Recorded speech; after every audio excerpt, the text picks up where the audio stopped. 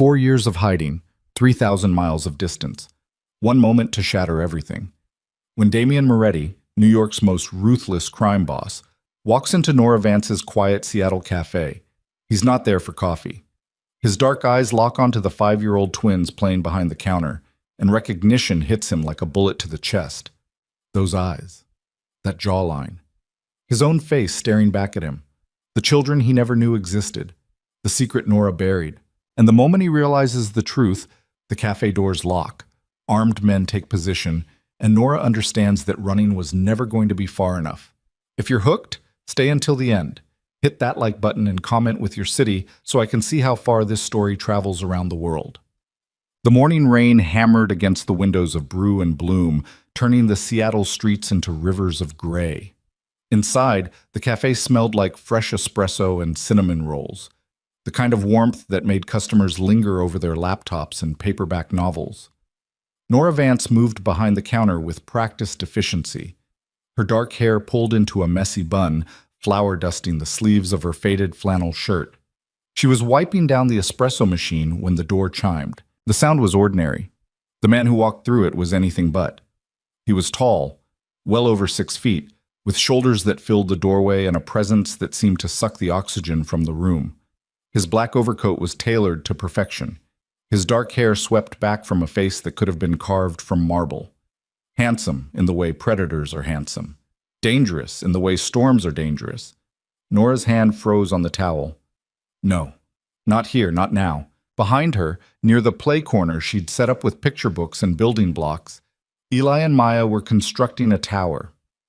5 years old, identical in nearly every way except for the small scar above Eli's left eyebrow from a playground tumble last year. They were laughing, completely oblivious to the way the temperature in the cafe had just dropped 10 degrees. The man's eyes swept the room, cataloging exits, customers, threats, before landing on Nora.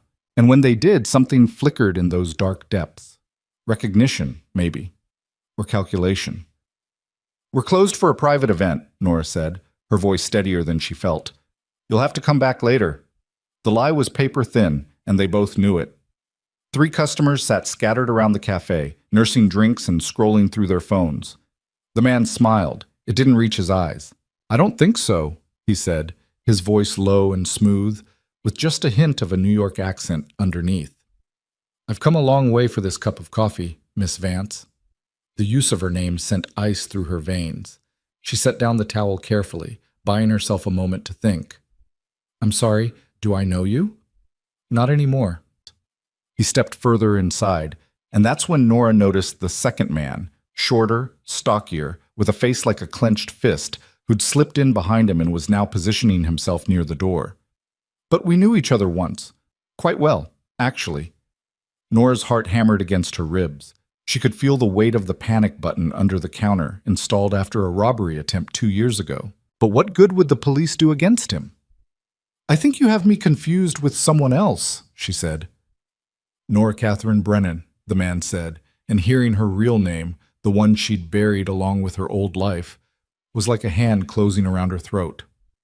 "Graduated Columbia with a degree in art history. Worked at the Met for 6 months before you disappeared. 4 years ago, without a trace." He took another step forward, and the cafe's ambient noise seemed to fade into white static. 4 years, 3 months, and 16 days to be exact. He'd been counting. "I don't know what you're talking about," Nora said, but her voice cracked on the last word. The man's attention shifted then, drawn by the sound of children's laughter. His head turned slowly toward the play corner, and Nora watched in horror as his entire body went rigid. Eli was holding up a block tower triumphantly while Maya clapped. The overhead light caught their faces perfectly, the sharp line of their jaws, the deep-set eyes, the slight cleft in their chins. The man stared at them for what felt like an eternity. Then he looked back at Nora, and the expression on his face was something she'd never seen before. Not anger, not even rage, something colder, more final. "Those are my children," he said quietly. The words dropped into the cafe like stones into still water. "No," Nora whispered. "No, they're not. Don't." His voice cut like a blade. "Don't you dare lie to me. Not about this." One of the customers glanced up, sensing the tension, and the man by the door cleared his throat softly. The customer looked at him, at the hard warning in his eyes, and quickly gathered his things and left. Within 2 minutes, the cafe was empty except for Nora, the children, and the two men. The man by the door turned the sign to closed and locked it. "My name is Damian Moretti," the tall man said, still staring at the twins, "though I suspect you already know that." Nora's knees felt weak. She gripped the counter to keep herself upright. "I want you to leave," she said. "Now." "Not a chance in hell." Damian's eyes snapped back to her, and they were blazing now. "You stole my children. You disappeared in the middle of the night and took something that didn't belong to you." "They didn't belong to you either." The words burst out before Nora could stop them. "You think I was going to let them grow up in that world, watching people get hurt, learning that violence is the answer to everything? So you made the decision for me." His voice was dangerously soft. "You decided I had no right to know my own children existed." "You had no right to them," Nora shot back. "Not then. Not now." Damian moved closer, and Nora instinctively backed up until she hit the wall. He stopped just short of the counter, close enough that she could see the muscle ticking in his jaw. "I want a paternity test," he said. "We'll do it today, right now." "Absolutely not. That wasn't a request. You can't just—" Nora's voice rose, and she forced herself to lower it, glancing at the twins who were still playing, oblivious. "You can't just walk in here and demand things. You have no legal rights. No claim." "Legal rights." Damian laughed, but there was no humor in it. "You think I give a damn about legal rights? You think a piece of paper is what gives me claim to my own blood?"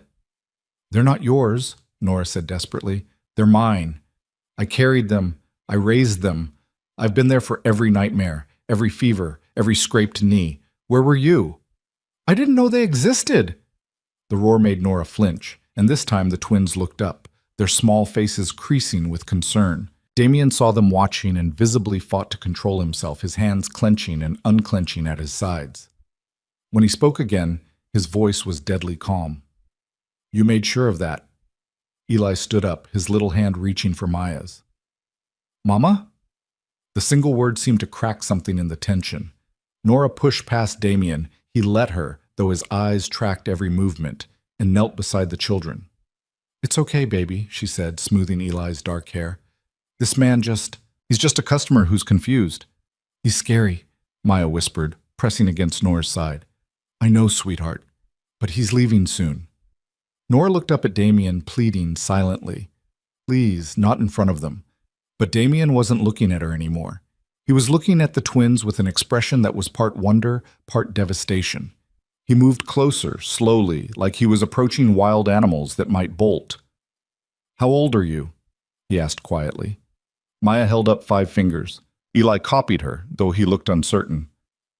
5, Damian repeated. He crouched down, bringing himself to their eye level, and Nora's heart lurched. Side by side like this, the resemblance was impossible to miss. They had his eyes, the same deep brown, almost black. His bone structure. Even the way Eli tilted his head when he was thinking was pure Damian. "What are your names?" "I'm Maya," Maya said, still wary but less frightened now that he was smaller. "That's my brother, Eli." "Eli and Maya," Damian said, and something in his voice broke on the words. "Those are beautiful names." "Mama picked them," Eli offered, "because they mean strong." "Did she?" Damian's eyes cut to Nora, and she saw the accusation there. "You named them. You watched them grow. You had everything I should have had." "We have to go," Nora said abruptly, standing and taking both twins' hands. "Come on, guys, time to close up early." "You're not going anywhere." The man by the door, Nora had almost forgotten him, spoke for the first time. His voice was gravel and rust. "Marco," Damian said softly, a warning. "Boss, you want me to secure the perimeter?" Damian stood slowly, his eyes never leaving Nora's face. "Yes. Make sure we're not disturbed." Terror shot through Nora's chest. "You can't keep us here. People know where I am. If I don't pick up the kids from—" She stopped, realizing her mistake. "From where?" Damian asked. "They're already with you. Who's expecting you?" Nora's mind raced. Her employee, Claire, wasn't due in until the afternoon shift. Her neighbor sometimes checked in, but not daily. The truth was, she'd built a quiet life specifically so that no one would notice if something went wrong. No one except the man standing in front of her. "What do you want?" she whispered. "I want the truth." Damien's voice was steel wrapped in silk. "All of it, starting with why you ran." "You know why." "Tell me anyway." Nora glanced at the twins. They were watching the exchange like spectators at a tennis match, too young to understand but old enough to sense danger. "Not here," she said. "Not in front of them." Damien considered this. Then he nodded. "Marco, take the children into the back room. Let them watch something on a tablet." "No!"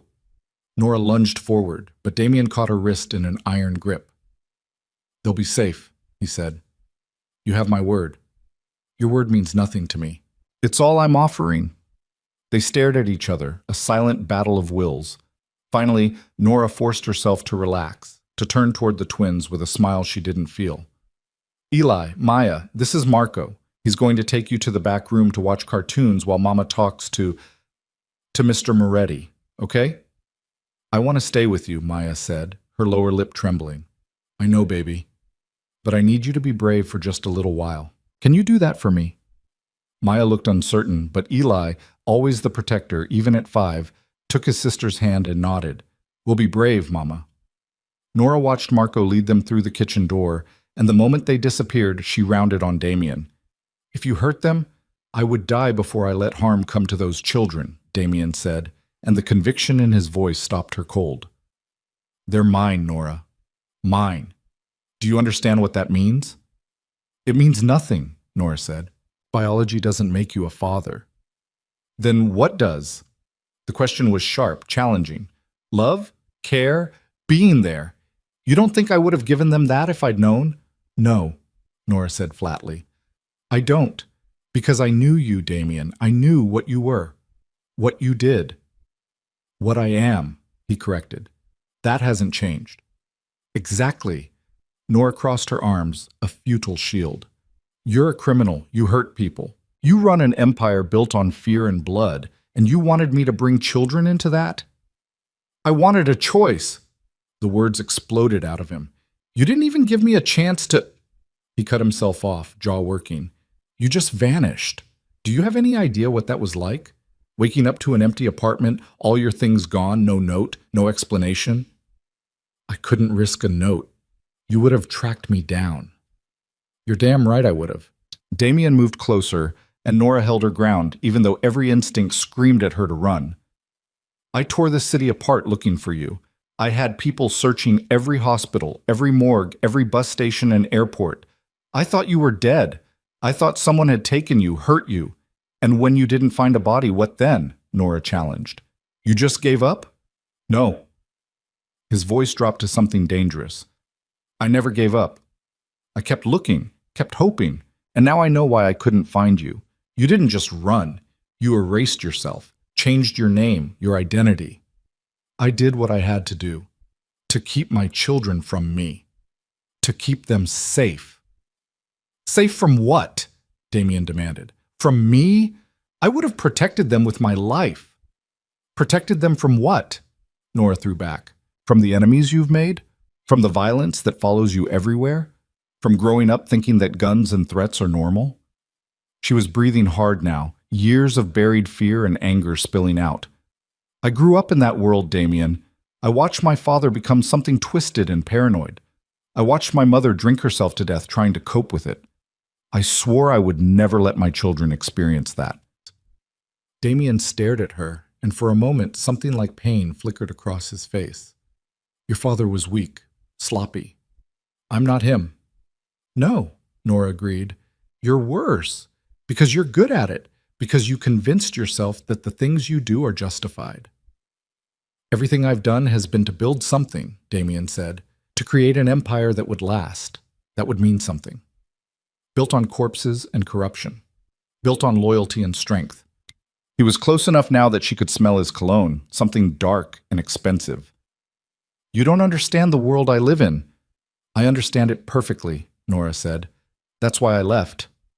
The silence that followed was thick enough to choke on. Somewhere in the back room, Nora could hear the faint sound of cartoon music, and the normalcy of it made her want to scream. "I'm not giving them up," Damien said finally. "I've lost 4 years. I'm not losing another day. You don't have a choice." "There's always a choice, Nora, and I'm choosing them." "This isn't a negotiation." The window exploded inward. Glass shattered across the cafe in a glittering spray, and Nora's scream caught in her throat as she dove instinctively behind the counter. Above her head, she heard the sharp crack, crack, crack of gunfire, the thud of bullets punching into walls and furniture. Someone was shooting at them. Through the chaos, she heard Damien shouting, not in fear, but in fury. She risked a glance over the counter and saw him crouched behind an overturned table, a gun somehow already in his hand. Where had that come from? How long had he been armed? More gunfire. The front door splintered as bullets tore through it. "Marco!" Damien's voice cut through the noise. "Get them to the vehicle! Now!" The kitchen door burst open and Marco appeared, a twin tucked under each arm like footballs. The children were screaming, terrified, and the sound ripped something primal loose in Nora's chest. "No!" She lunged from behind the counter, but Damien caught her around the waist and slammed her back down. "Stay down, you idiot! Those are my children, and they'll be dead if you get in Marco's way." Damien returned fire through the broken window, and someone outside screamed, "Go! Move!" Marco kicked open the back exit and disappeared into the alley with Eli and Maya. Nora struggled against Damien's hold, but he was iron and stone, unbreakable. "Let me go! I have to!" "You have to stay alive," Damien snarled. He fired 3 more shots in rapid succession, and the gunfire from outside stopped abruptly. "Come on!" He hauled her up and toward the back door, moving with the kind of brutal efficiency that came from a lifetime of violence. Nora's feet barely touched the ground as he propelled her through the kitchen, past the shelves of supplies and the industrial ovens, out into the gray Seattle rain. A black SUV idled in the alley, engine running. Marco was already inside with the twins, and Nora saw Maya's tear-streaked face pressed against the window. Damien shoved Nora toward the vehicle, and she scrambled inside, immediately pulling both children into her arms. They were sobbing, shaking, and Nora made soothing sounds she didn't believe while Damien slid in beside her and slammed the door. "Drive," he ordered.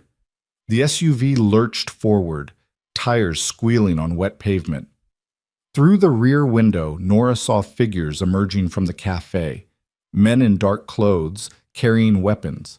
One of them raised a rifle, and she flinched as the back window cracked, but didn't break. "Bulletproof," Damien said shortly, as if that was supposed to be reassuring. He was already on his phone. "It's me. We've been hit. The cafe on 5th and Pine, Russians, I think. Looked like Volkov's crew." A pause. "No, we're clear, but send a cleanup team." Another pause, and his eyes flicked to Nora and the children.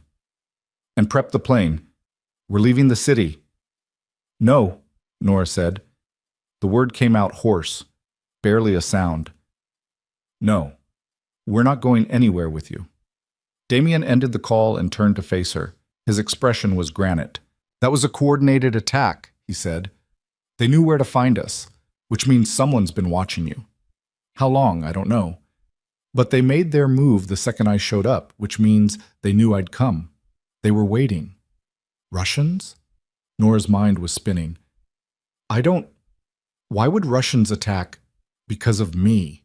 Damien said bluntly. "You're connected to me. The children are connected to me. That makes you targets." "We were safe before you came back." "You were invisible before I came back," Damien corrected. "There's a difference. The moment I started asking questions, started making noise about a missing woman and her children."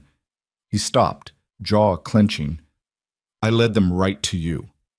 The realization was a punch to the gut. Nora pulled the twins closer, feeling Maya's small body hiccuping with sobs, Eli's face buried in her shoulder. "This is your fault," she whispered. "Yes," Damien said, and the admission was like broken glass. "Which is why you're coming with me, all of you, until I can guarantee your safety." "I don't want your guarantees. I want you to leave us alone. That's not an option anymore." The SUV turned sharply, throwing them against the door. "They know about the children now. They know what they mean to me. Do you understand what that makes them?" Nora understood. In Damien's world, family was leverage. Children were weapons to be used against their parents. She'd seen it before, had nightmares about it. "Where are you taking us?" she asked quietly. "Somewhere they can't follow." The drive to the airstrip took 20 minutes that felt like hours. Nora held the twins the entire time, whispering reassurances she didn't believe, while Damien made call after call in a language that sounded like Italian. Beside him, Marco kept watch through the windows, a gun resting casually on his knee. When they finally pulled through a chain-link gate onto a private airfield, Nora saw the plane waiting, sleek and white, stairs already lowered. "No," she said again, more firmly this time. "Damien, we're not getting on that plane." "Yes, you are." "You can't kidnap us." "I'm not kidnapping you," Damien said, and there was something almost gentle in his voice. "I'm saving you. There's a difference." "Not from where I'm sitting." He looked at her then, really looked at her, and Nora saw the truth in his eyes. He wasn't going to give her a choice. Not about this. "You can fight me," he said quietly. "You can scream and struggle and make this harder for the children, or you can trust that I'm trying to keep you alive." He nodded toward Eli and Maya, who were watching with wide, frightened eyes. "What's it going to be?" It wasn't a choice. Not really. Nora unbuckled her seatbelt and lifted Maya into her arms. Eli clung to her leg as they climbed out of the SUV, and the wind off the runway whipped her hair into her face. The plane's engines were already humming, ready for takeoff. Damien placed a hand on her lower back, not forceful, just guiding, and led them toward the stairs. At the top, a flight attendant with kind eyes and a professional smile waited. "Welcome aboard, Mr. Moretti. We'll be wheels up in 5 minutes." Inside, the plane was all leather and polished wood, more like a luxury apartment than aircraft. Nora settled the twins into seats by the window, buckling them in with shaking hands. They'd stopped crying but were eerily quiet, shock settling over them like a blanket. Damien took the seat across the aisle, his phone already in his hand again. "We'll be landing in Sicily in approximately 11 hours, he said without looking up. "There's a bedroom in the back if the children need to sleep. Food in the galley." "Sicily," Nora repeated numbly. "You're taking us to Sicily." "To my family's estate. It's the most secure location I have. This is insane. This is survival." Damien finally looked at her, and his expression was carved from stone. "You can hate me for it. You probably should. But you're alive, and they're alive, and that's what matters." The plane began to taxi, and Nora gripped the armrests hard enough to make her knuckles white. Through the window, she watched Seattle disappear beneath them. The city where she'd built a life, raised her children, convinced herself she was safe. All of it gone in the space of a morning. Beside her, Eli whispered, "Mama, who is that man?" Nora looked at Damien, at the father her children didn't know, the dangerous stranger who'd just blown their quiet world apart. He was watching them too, with an expression she couldn't quite read. Hunger, maybe, or grief for time lost. She swallowed hard. "He's someone we used to know." "Is he the bad man?" Maya asked, her voice small. The question seemed to hit Damien like a physical blow. Nora saw him flinch, saw something crack behind those dark eyes. "I don't know yet, baby," Nora said, and meant it. "I don't know." The plane climbed higher, breaking through clouds into brilliant sunshine.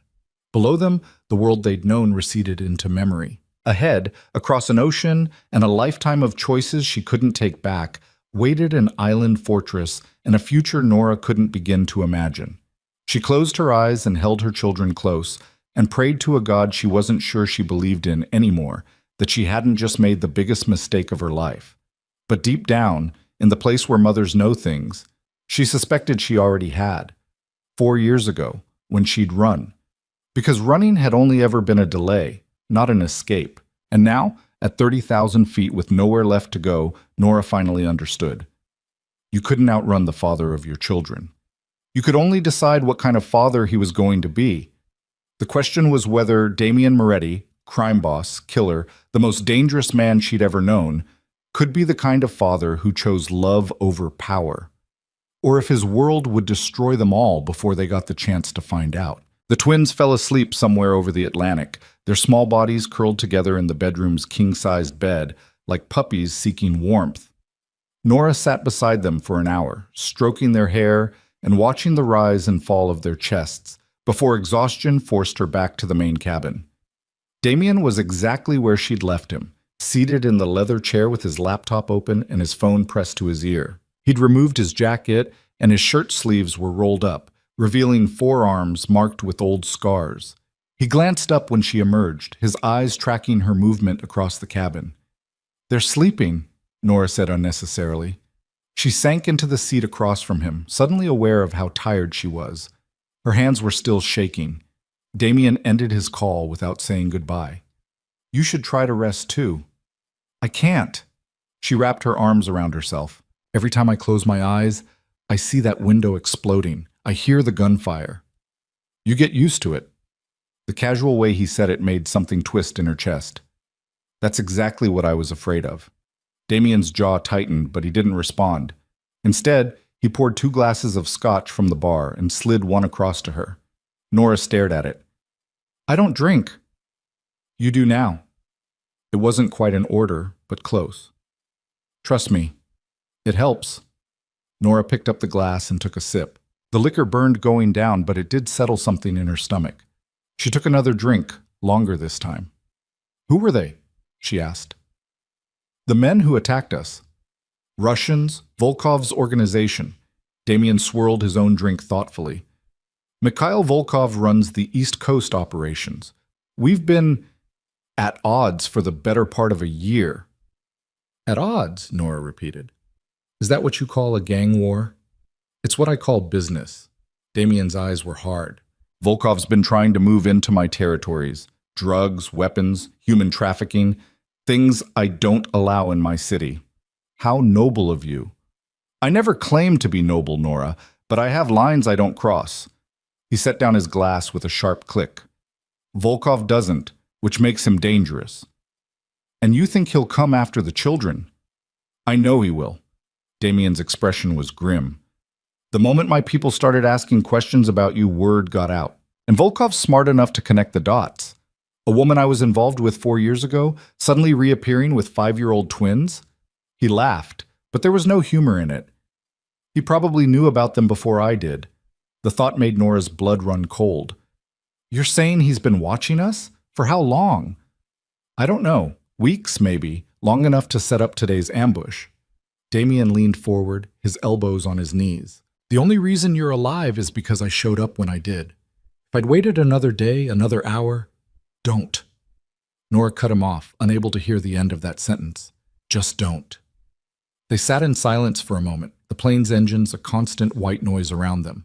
Outside the window, the sky was deepening from blue to purple, sunset chasing them across the ocean. "How did you find us?" Nora asked finally. "I was so careful. New social security number, new name, paid everything in cash for the first year." "You made one mistake," Damien said. "The Café. You put it in your name. My fake name. Which you used on the business license, the lease, the utility bills." He pulled up something on his laptop and turned it toward her. "Once I had the name Nora Vance, it was easy. A simple facial recognition scan through the DMV databases, and there you were. New license photo from Washington State." Nora stared at the screen, at her own driver's license picture staring back. She looked tired in it, her hair shorter than it was now, but unmistakably her. 4 years, she whispered. "I stayed hidden for 4 years. What changed?" Damien's expression shifted into something she couldn't quite read. "I stopped looking for Nora Brennan and started looking for a woman with twins. Children born 9 months after you disappeared." He closed the laptop. "It should have occurred to me sooner, but I didn't want to believe it. Didn't want to think you'd..." "Trap you?" Nora supplied bitterly. "Rob me," he corrected. "Of them. Of watching them grow. Their first words, first steps. I missed all of it because you decided I didn't deserve to know." "You didn't. That's not your call to make." The anger burst through his control, and Damien was on his feet, pacing the narrow cabin like a caged animal. "They're my children, Nora. Mine. You had no right. I had every right." Nora stood too, meeting his fury with her own. "I'm their mother. I carried them for 9 months while you were out there building your empire of blood and fear. I'm the one who was there when Eli had croup at 3 months old, and I thought he was going to die. I'm the one who held Maya through her night terrors. I'm the one who sacrificed everything to give them a normal life. Normal? Damien's laugh was sharp as broken glass. You think what happened today was normal? You think hiding and lying and looking over your shoulder for 4 years is normal? It was better than the alternative. Which was what? Letting me be their father? He moved closer, and Nora refused to back down. I would have protected them. I would have given them everything. Everything except safety, Nora said. Everything except a childhood that doesn't involve guns and bodyguards and learning to watch for threats. You don't know what I would have done, Damien said, his voice dropping to something dangerous. You never gave me the chance to prove you wrong. I know what you are, Nora said. That's enough. They stood there, inches apart, breathing hard. The cabin felt too small suddenly, the air too thin. Nora could see the pulse beating in Damien's throat, could smell the scotch on his breath mixed with that dark cologne. Why? He asked, and the single word was raw. If you hated me so much, why didn't you just tell me you were pregnant and leave anyway? Why disappear? Nora looked away. Because I knew you wouldn't let me go. Damn right I wouldn't have. Exactly. She wrapped her arms around herself again, a familiar defensive posture. You would have fought for custody, used your money, your connections, your power, and I couldn't. Her voice cracked. I couldn't risk losing them. Not to you, not to that world. So you made sure I lost them instead. The pain in his voice was unexpected, and it made something in Nora's chest ache. She'd spent 4 years telling herself she'd done the right thing, that she'd saved her children from a terrible fate. But standing here, seeing the devastation in Damien's eyes, she wondered for the first time if she'd been wrong. Not about leaving, but about not telling him. I'm sorry, she whispered. For what it's worth, I'm sorry you missed those years. But I'm not sorry for keeping them safe. They weren't safe, Damien said flatly. Today proved that. The moment I started looking for you, Volkov started looking too. And he found you first. Because of you, us. Yes, because of me. Damien's control finally snapped completely. Because I'm their father, whether you like it or not. Because my blood runs in their veins, and that makes them targets. That's the reality, Nora. You can hide from it, run from it, pretend it doesn't exist, but it's still true. They're Morettis. And Morettis have enemies. The word hung in the air between them. Morettis. The family name that came with power and danger in equal measure. They're not Morettis, Nora said. Their birth certificates say Vance. Birth certificates can be changed. Not without my permission. We'll see about that. Damien moved back to his seat, the anger banking but not extinguishing. Once the paternity test confirms what we both already know, we'll discuss custody arrangements. There's nothing to discuss. I have full custody. You have nothing, Damien said coldly. No legal standing, no documentation that would hold up in court, especially not when it comes out that you falsified records and fled the state with my children. Nora's stomach dropped. You wouldn't. Try me. They stared at each other, and Nora saw the truth in his eyes. He absolutely would. He'd use every resource, every connection, every dirty trick in his considerable arsenal to stake his claim. What do you want? She asked finally, exhausted. Joint custody? Visitation rights? I want what you stole from me, Damien said. I want to be their father, not a stranger they see on weekends, not a name on a check. I want them to know me, trust me, come to me when they're hurt or scared or happy. I want everything you've had for the past 5 years. That's not how it works, Nora said. You can't just snap your fingers and become their father overnight. They don't even know you. Then they'll learn. They're terrified of you, Nora said, and watched him flinch. Did you see their faces when Marco took them? Maya called you the bad man. That's what they think of you. Because of what you told them. I never told them anything about you. Nora's voice rose. They don't know you exist. But they have eyes, Damien. They watched you walk into our cafe with armed men. They heard the gunshots. They're 5 years old, and their entire world just got turned upside down. Do you really think forcing yourself into their lives right now is what's best for them? Damien was quiet for a long moment. When he spoke, his voice was carefully controlled. What would you suggest? I suggest you let us go home. Back to Seattle, back to our life. No. Then what? We stay in Sicily forever? They start school there? Learn Italian instead of having friends and a normal childhood? There's nothing normal about your childhood when Russians are trying to kill you, Damien said bluntly. You want them safe? This is safe. My family's estate has been standing for 300 years. The walls are 10 feet thick. The security is military grade. No one gets in or out without my permission. That sounds like a prison. That sounds like protection.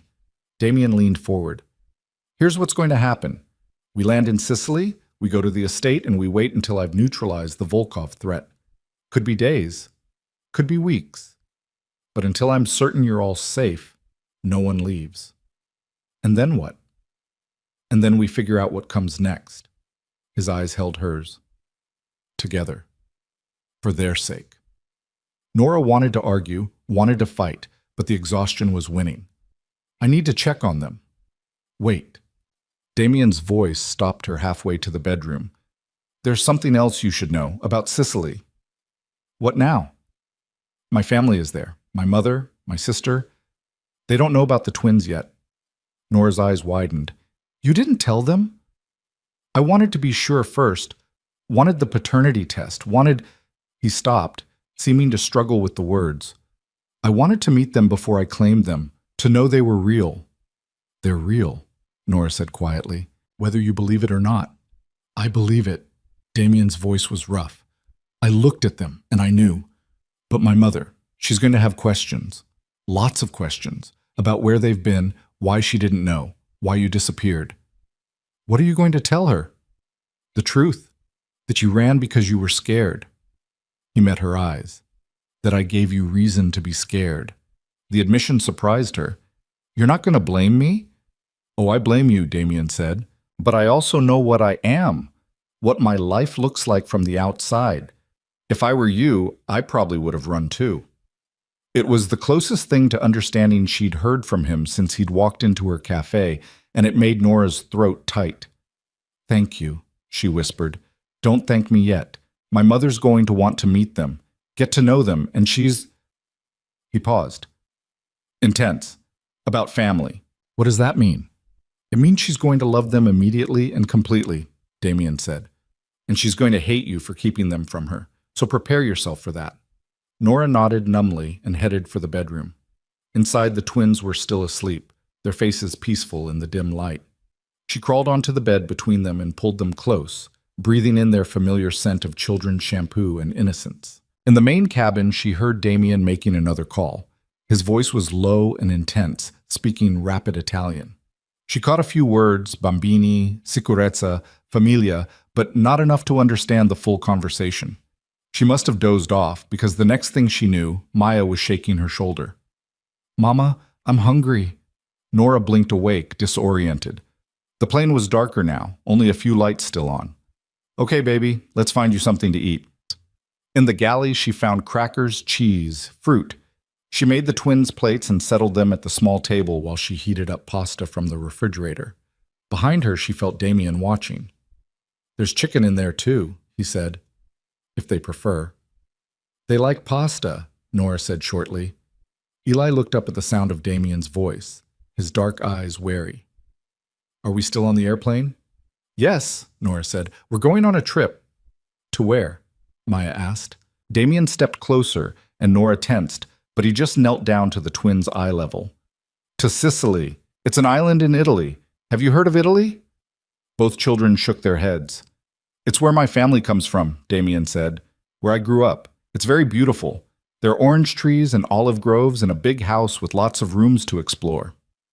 Is it bigger than our house? Eli asked. Much bigger, with a garden and a fountain and even horses. Maya's eyes widened. Real horses? Very real. Would you like to see them when we get there? Yes! Maya's fear seemed to have evaporated in the face of the promise of horses. Can we ride them? If your mother says it's okay. Damien glanced at Nora and she saw the challenge in his eyes. See? I can be gentle. I can make them smile. We'll see, Nora said neutrally. Eat your dinner first. The twins dug into their pasta while Damien stood and moved back to give them space. But Nora noticed he stayed close enough to watch them, his expression unguarded for once. There was wonder there, and something that looked like grief. "They look like you," Nora said quietly, surprising herself. "They look like my father," Damien said. "He had those eyes, that stubborn chin." A pause. "He died when I was 12. I'm sorry." "Don't be. He was a hard man, but he loved his children fiercely, would have done anything to protect us." Damien's eyes met hers. "I understand that now, what it means to have something so precious you'd burn the world down to keep it safe." Nora's breath caught. "Damien, I'm not trying to take them from you," he said. "I'm trying to keep all of you alive. There's a difference." "Is there?" Nora asked. "Because from where I'm standing, it feels like the same thing." Before Damien could answer, turbulence hit. The plane shuddered, and Maya's fork clattered to the floor. She let out a small cry, and instantly Damien was there, his hand on her shoulder. "It's okay," he said. "Just some bumpy air. The pilot will fly around it." "I don't like it," Maya whispered. "I know, but you're safe. I promise." He looked at Eli, who was gripping the table edge. "You too, tough guy. Nothing's going to hurt you. Not while I'm here." The turbulence passed, but Damien stayed close, his presence somehow steadying, and Nora watched her children slowly relax, watched them start to trust this stranger who claimed to be their father. It terrified her. Not because she thought Damien would hurt them, but because she could see it already. The way Eli was watching him with curiosity instead of fear, the way Maya had let him comfort her.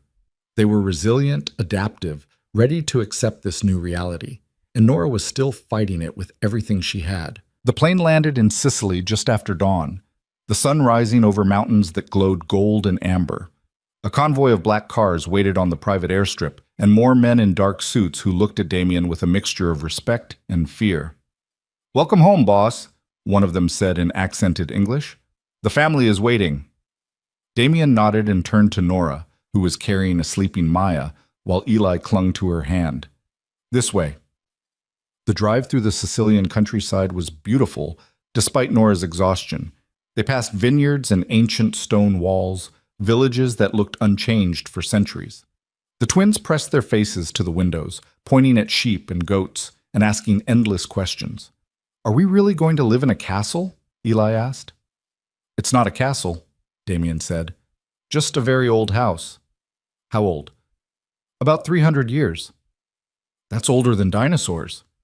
Despite everything, Damien smiled. "Not quite that old."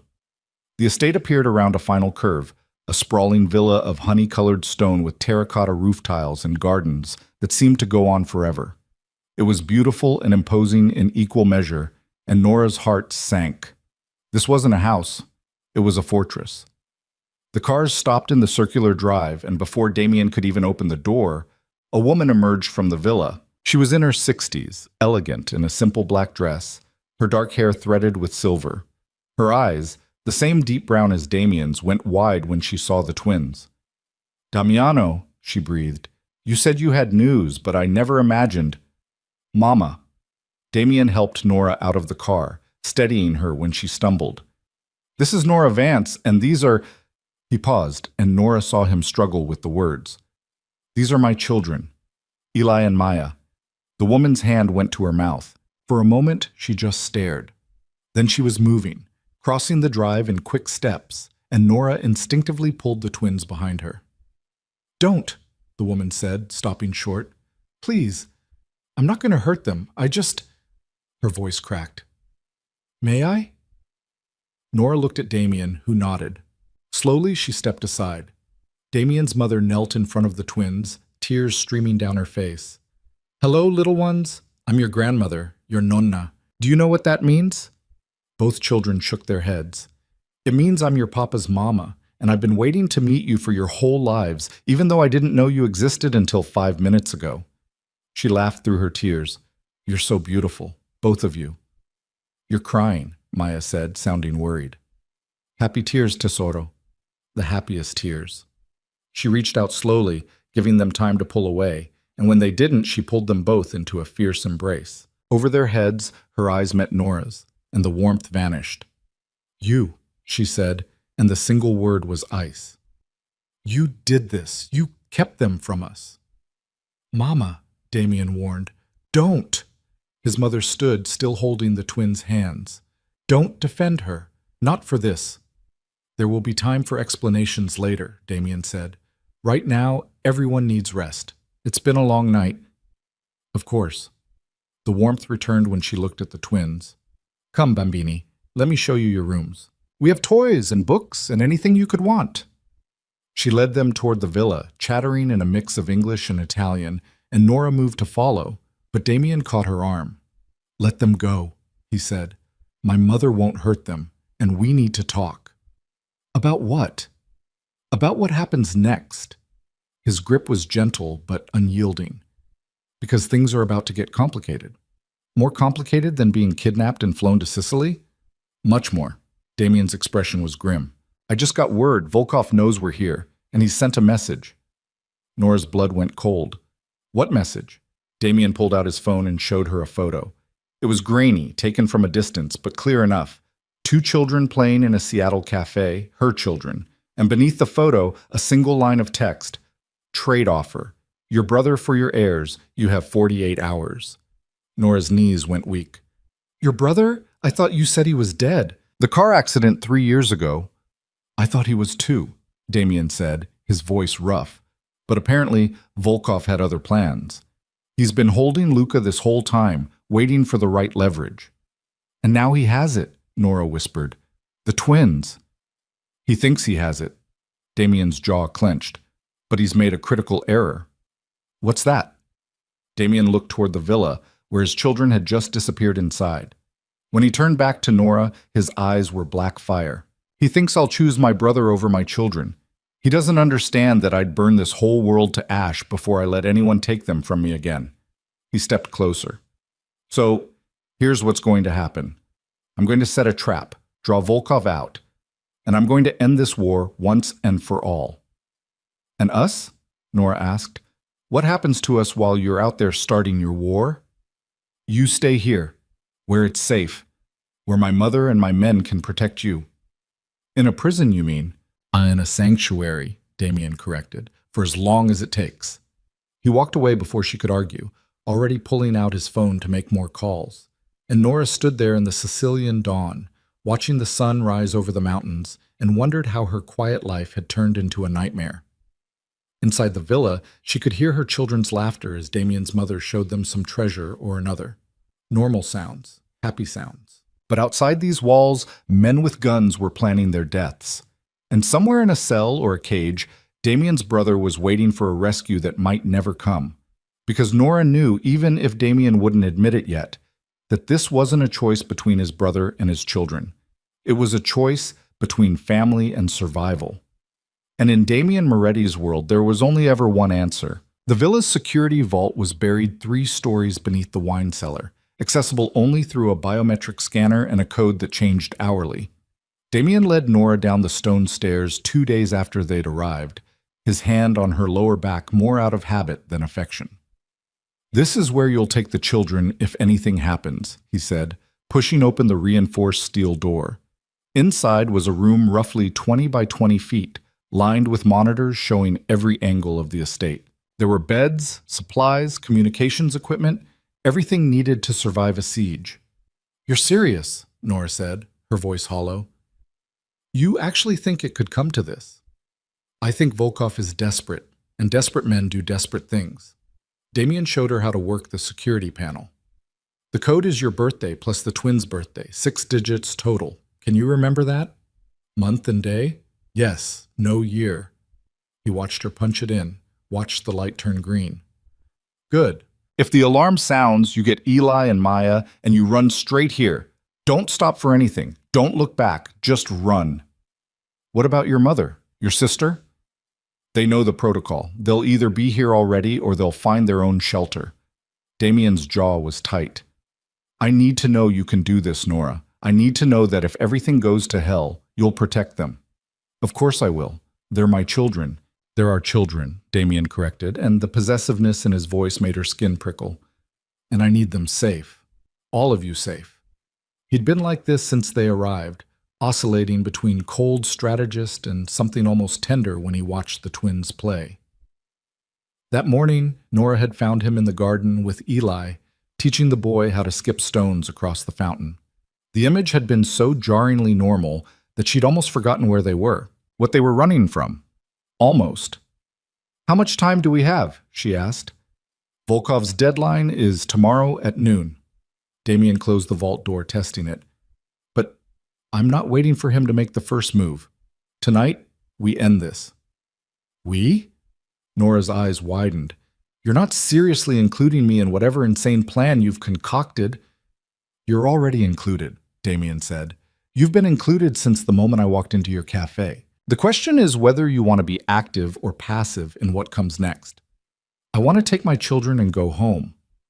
That's not an option." "Everything is an option." Nora's frustration boiled over. "You keep saying we're here for protection, but all I see are armed guards and security measures and plans for violence. This isn't protecting them, Damien. This is making them targets." "They were always targets," Damien said, his voice dropping to something dangerous. "The moment they were conceived, they became leverage against me. You can hate that reality all you want, but it doesn't change it." "Then what are we supposed to do? Live like this forever? Locked in a fortress, waiting for the next attack?" "No." Damien moved closer, and Nora held her ground even though every instinct told her to retreat. "We eliminate the threat, permanently." "You mean kill him?" "I mean remove him from the equation." Damien's eyes were black fire. "Volkov has my brother. He's threatening my children. There's only one way this ends." "And what about Luca? Your mother's been crying for 2 days straight, thinking her son might actually be alive. And you're planning to what? Storm in and hope he doesn't get caught in the crossfire?" Something flickered across Damien's face, too quick to read. "I'm working on that." "Working on it?" Nora repeated incredulously. "Your brother's life is hanging in the balance and you're working on it? What would you have me do?" Damien's control was fraying now, his voice rising. "Trade the twins? Hand them over to a man who would use them, hurt them, destroy them just to hurt me? Is that what a good father would do? A good father wouldn't have put them in this situation in the first place." The words hung between them like a thrown blade. Damien's expression went cold, shuddered, and he turned toward the stairs without another word. "Wait," Nora said, immediately regretting it. "I didn't mean—" "Yes, you did." He didn't look back. "And you're right. This is my fault. All of it. But I'm going to fix it, Nora, even if it costs me everything." He left her standing in the vault, surrounded by monitors and steel and the promise of violence, and Nora sank onto one of the beds with her head in her hands. Upstairs, she found the twins in the library with Damien's mother, Isabella.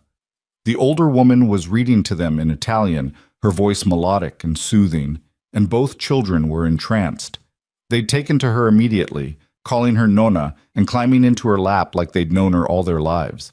It should have made Nora happy.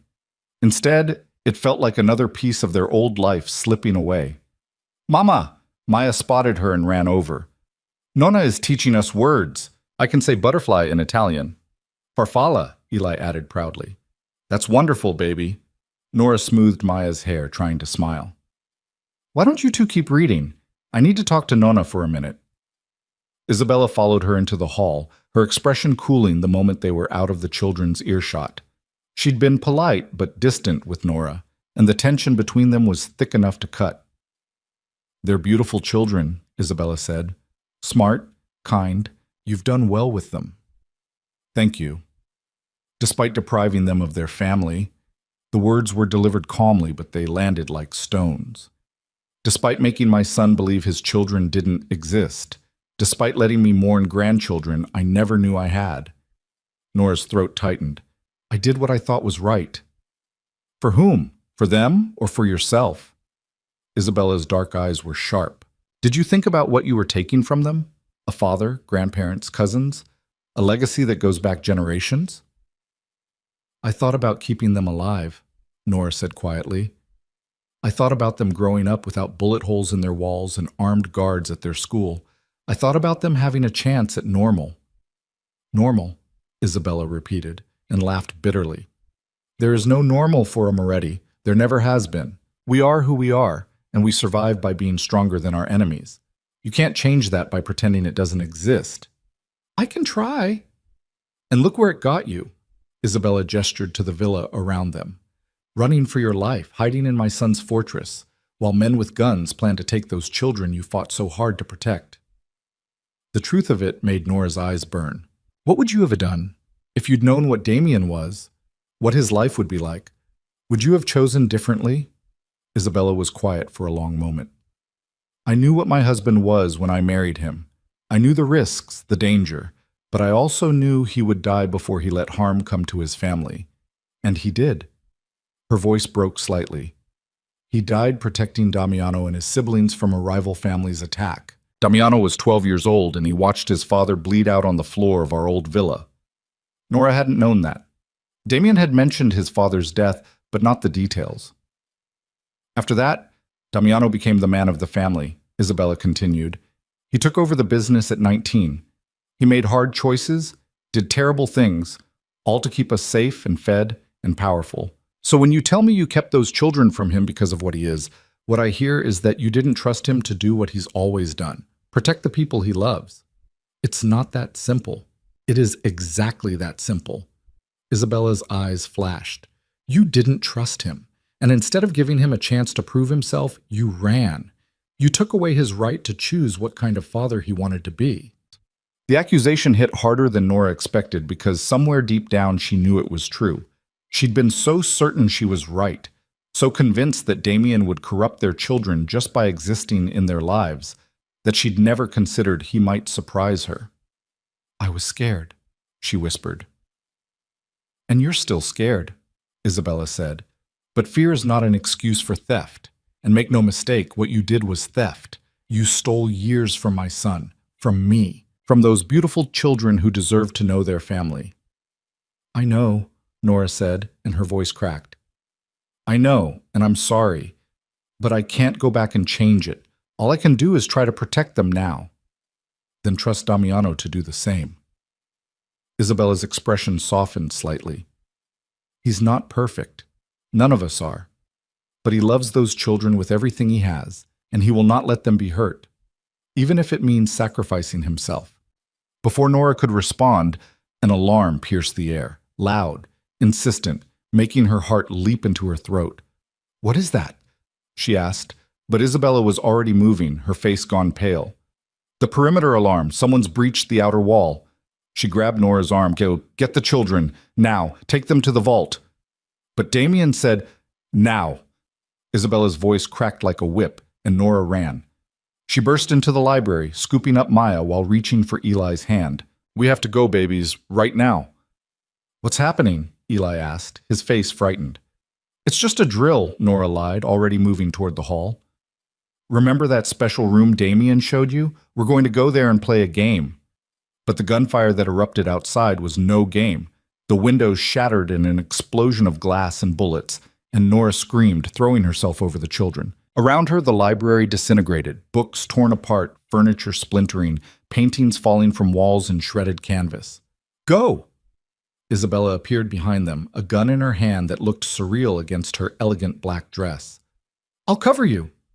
Nora didn't wait.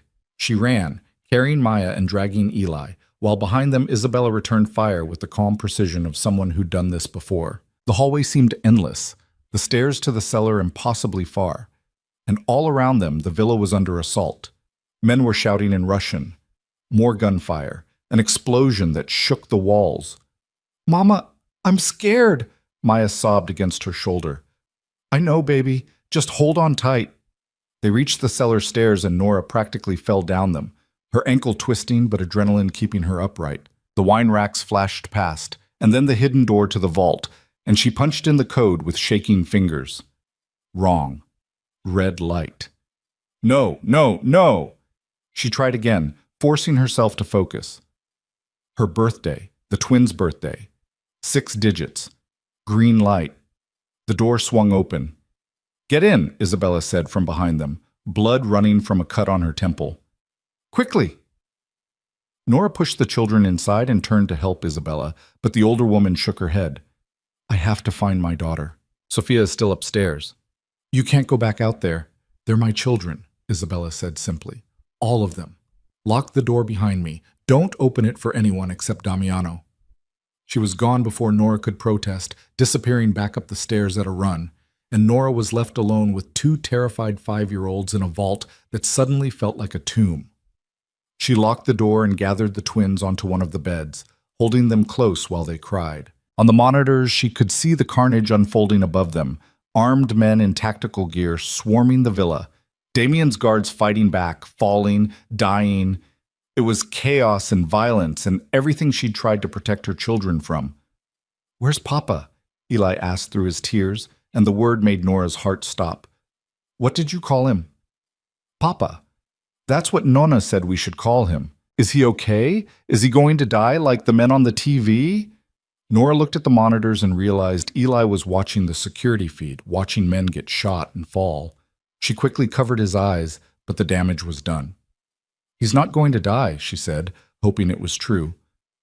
"Your papa is very strong. He'll be okay." "Promise?"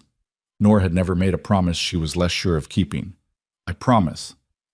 The attack seemed to last hours, but was probably only minutes. Nora watched on the screens as Damien's men fought with desperate efficiency, as Isabella and a young woman who must be Sophia barricaded themselves in an upper room as bodies fell on both sides. And then, impossibly, the Russian forces began to retreat. "They're leaving," Nora whispered. "Why are they leaving?" She got her answer when a new figure appeared on the monitors.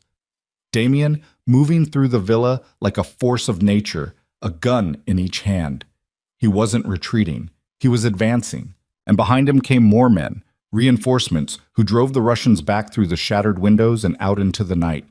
It was over almost as quickly as it began. Nora waited, counting her heartbeats, until she heard the vault door's access panel beep. She looked at the monitor showing the entrance and saw Damien standing there, covered in blood and smoke, his face a mask of controlled fury. She opened the door. "Are you hurt?" he asked immediately, his hands on her face, her shoulders checking for injuries. "No, we're fine. The children are fine." "My mother? Sophia?"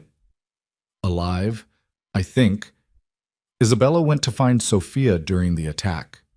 Damien closed his eyes briefly, relief flickering across his features. Then he was moving past her to the twins, kneeling in front of them with an intensity that made them both flinch. "Are you okay?" he asked. "Did anyone hurt you?" They shook their heads, and Damien pulled them both into his arms, holding them so tightly Nora thought he might break them. Over their heads, his eyes met hers. "This was a probe," he said quietly, "testing our defenses. The real attack is still coming." "What?" "No, you said you'd end this tonight." "I will." Damien released the children and stood. "But Volkov just proved he knows where we are, which means we can't stay here." "Where are we supposed to go?" "Somewhere he won't expect." Damien was already on his phone, issuing rapid orders in Italian. "Pack light. We leave in 20 minutes. "Damien!" 20 minutes, Nora. That's all we have." He left before she could argue, and Nora gathered the twins and what few belongings they'd brought. Upstairs, the villa was a war zone. Broken glass everywhere, bullet holes in the walls, blood on the marble floors. Isabella and Sophia were in the kitchen, both alive but shaken, Isabella pressing a cloth to her daughter's arm where a bullet had grazed her. "You're leaving," Isabella said. It wasn't a question. "Damien thinks it's not safe here anymore." "He's right." Isabella looked around at the destruction. "This was our sanctuary for 300 years, and in one night they violated it, showed us we're not untouchable." "I'm sorry," Nora said. "This is because of us, because of the twins." "This is because of Volkov," Sophia corrected. She was younger than Nora had expected, maybe 25, with Damien's dark eyes and their mother's cheekbones. "Don't take responsibility for a madman's actions." Outside, engines roared to life. Damien appeared in the doorway, now wearing tactical gear and carrying more weapons than should be legal. "We have to go, now." The convoy that waited was smaller than before, just 3 vehicles. Damien put Nora and the twins in the middle car with Marco driving, while he took the lead vehicle. Isabella and Sophia stayed behind with the remaining guards to secure what was left of the villa. As they drove away, Nora watched the ancient estate disappear into the darkness and wondered if they'd ever see it again, or if everything Damien's family had built was burning down because of her choices 4 years ago. Where are we going? She asked Marco. The old lighthouse, he said. On the north coast. It's remote. Defensible. And empty, Nora guessed. No backup if something goes wrong. Marco's silence was answer enough. They drove for hours through the Sicilian night, leaving the manicured roads for dirt tracks that wound through olive groves and rocky hills. The twins fell asleep against Nora's shoulders, exhausted from fear and adrenaline, and she envied them the escape. The lighthouse appeared just before dawn, a solitary tower of weathered stone standing on a cliff above the crashing sea. It looked abandoned, possibly for decades, and Nora's heart sank. This is your safe house? It's temporary, Damien said, helping her out of the car. Just until I can draw Volkov out and end this. How are you going to do that when he knows where we are? He doesn't. Damien's smile was sharp. He knows where the villa is, but this place, this is off the books. My father bought it years ago as a fallback position. Only family knows it exists. Inside, the lighthouse was surprisingly well maintained. Someone had clearly been keeping it up. There was furniture, running water, even electricity from a generator. Damien settled the twins in a bedroom on the second floor while Nora explored the small kitchen. There's food, she called down, and supplies. How long are we supposed to stay here? As long as it takes. Damien came down the spiral stairs, his footsteps echoing. I've sent word to Volkov that I'm willing to negotiate, to discuss terms for Luca's release. You're going to trade yourself, Nora said, understanding flooding through her. You're going to offer yourself in exchange for your brother. Not exactly. Damien pulled out a map and spread it on the kitchen table. I'm going to make him think I'm trading myself. Set up a meeting at neutral ground. And when he shows up, you'll ambush him. I'll end him. Damien's finger stabbed at a point on the map. This warehouse, on the docks in Palermo. Plenty of cover, multiple exits, and far enough from civilians that collateral damage won't be an issue. You're talking about starting a war. I'm talking about finishing one. Damien looked up at her. Volkov has to die, Nora. There's no other way. As long as he's alive, he'll keep coming after the twins, after you, after everyone I love. And what about Luca? What if he's really there? What if you go in guns blazing and your brother gets caught in the crossfire? Then I'll have failed him, Damien said quietly. But I won't fail them. He nodded toward the stairs, toward where the twins slept. I can't protect everyone, Nora. I learned that a long time ago, so I'm choosing them, even if it costs me my brother. The rawness of the admission made Nora's throat tight. Damien, I need you to promise me something, he interrupted. If this goes wrong, if I don't come back, I need you to take the children and run. Marco has papers for all of you, new identities, bank accounts, everything you need to disappear. I'm not leaving you to die. You will, if it means they survive. His hands gripped her shoulders. Promise me, Nora. Whatever happens, you protect them, even from me, even from my choices. I promise, she whispered, and hated herself for meaning it. Damien released her and stepped back, already pulling out his phone to make more calls. And Nora sank into a chair, watching the sun rise over the Mediterranean, and wondered how many more sunrises they had left. Upstairs, she heard the twins stirring, heard Eli calling for her in a voice made small by fear. She climbed the spiral stairs and found them both awake, holding each other in the narrow bed. Mama, I had a bad dream, Maya said. Me too, Eli added. Nora crawled in beside them, fitting her body around theirs like a shield. Do you want to tell me about it? The bad men came, Maya whispered, and they took Papa away. And we never saw him again. That's not going to happen, Nora said, hoping it was true. How do you know? Because your father is the most dangerous man I've ever met, Nora thought. Because he would burn the world down before he let anyone take you from him. Because despite everything, despite my fears and my mistakes, I'm starting to believe he might actually love you. Because I know your papa, she said instead, and he always keeps his promises. She held them until they fell back asleep, and then she went to the window and looked out at the lighthouse grounds. Damien was outside, pacing while he talked on the phone, and even from this distance she could see the tension in his shoulders. He was preparing for war, and in less than 24 hours, he would either save his family or destroy it, trying. Nora pressed her hand to the cold glass and made a different promise, not to Damien, but to herself. If he fell, she would pick up the pieces. She would take the children and run and give them the life she'd always dreamed of. She would erase Damien Moretti from their memories and make sure they never knew what they'd lost. But in her heart, she knew it was a lie, because the twins were already calling him Papa.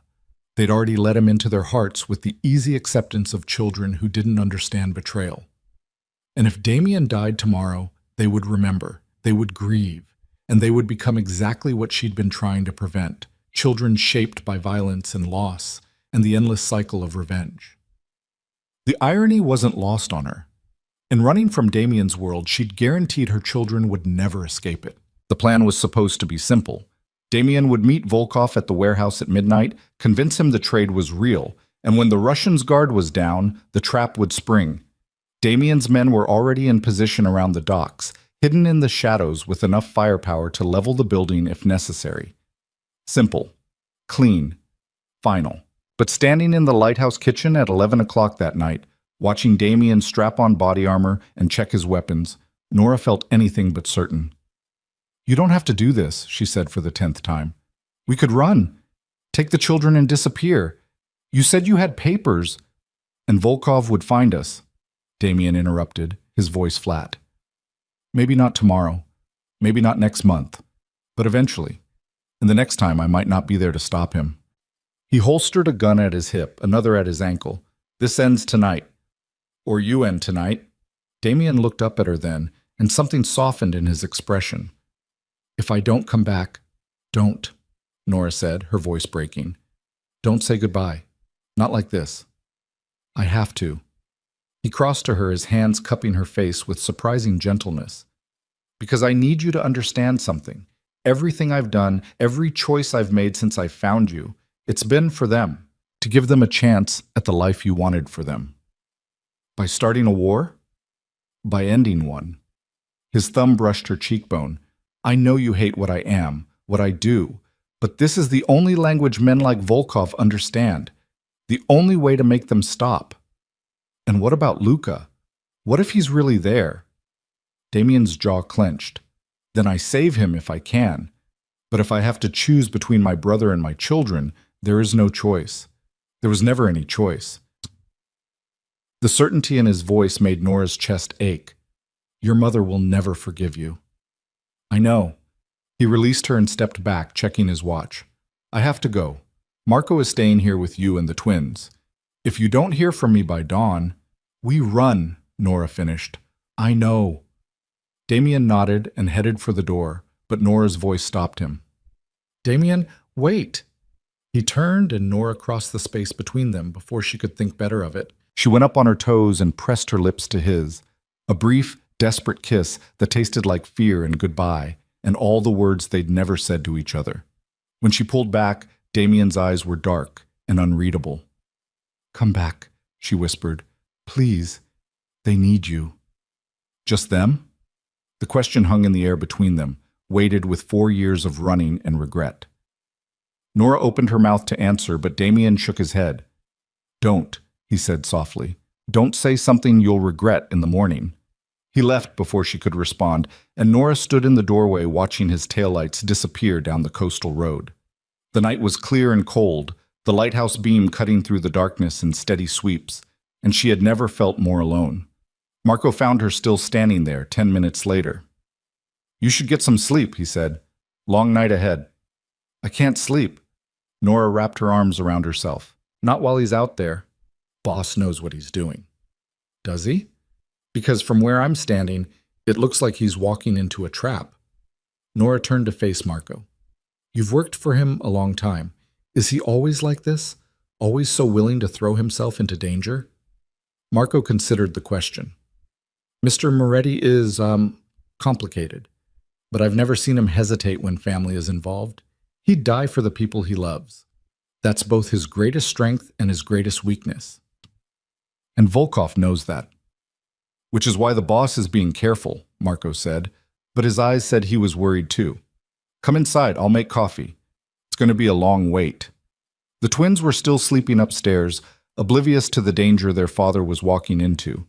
Nora checked on them twice in the first hour, unable to stop herself from making sure they were still breathing, still safe. The second time, Eli woke up. Mama? His voice was small in the darkness. Where's Papa? The question shouldn't have surprised her, but it did. In less than a week, Damien had gone from stranger to Papa in their eyes. The shift had been so gradual, Nora hadn't noticed it happening until now. He had to go out for a little while, she said, smoothing Eli's dark hair. But he'll be back soon. Is he fighting the bad men? Nora's breath caught. What makes you think that? I heard him talking on the phone. He sounded angry. Eli's eyes were too knowing for a 5-year-old, like when someone wants to hurt us. No one is going to hurt you, Nora promised. Your papa won't let that happen. I know. Eli's certainty was absolute. Papa is the strongest. Nona said so. She said he protects everyone.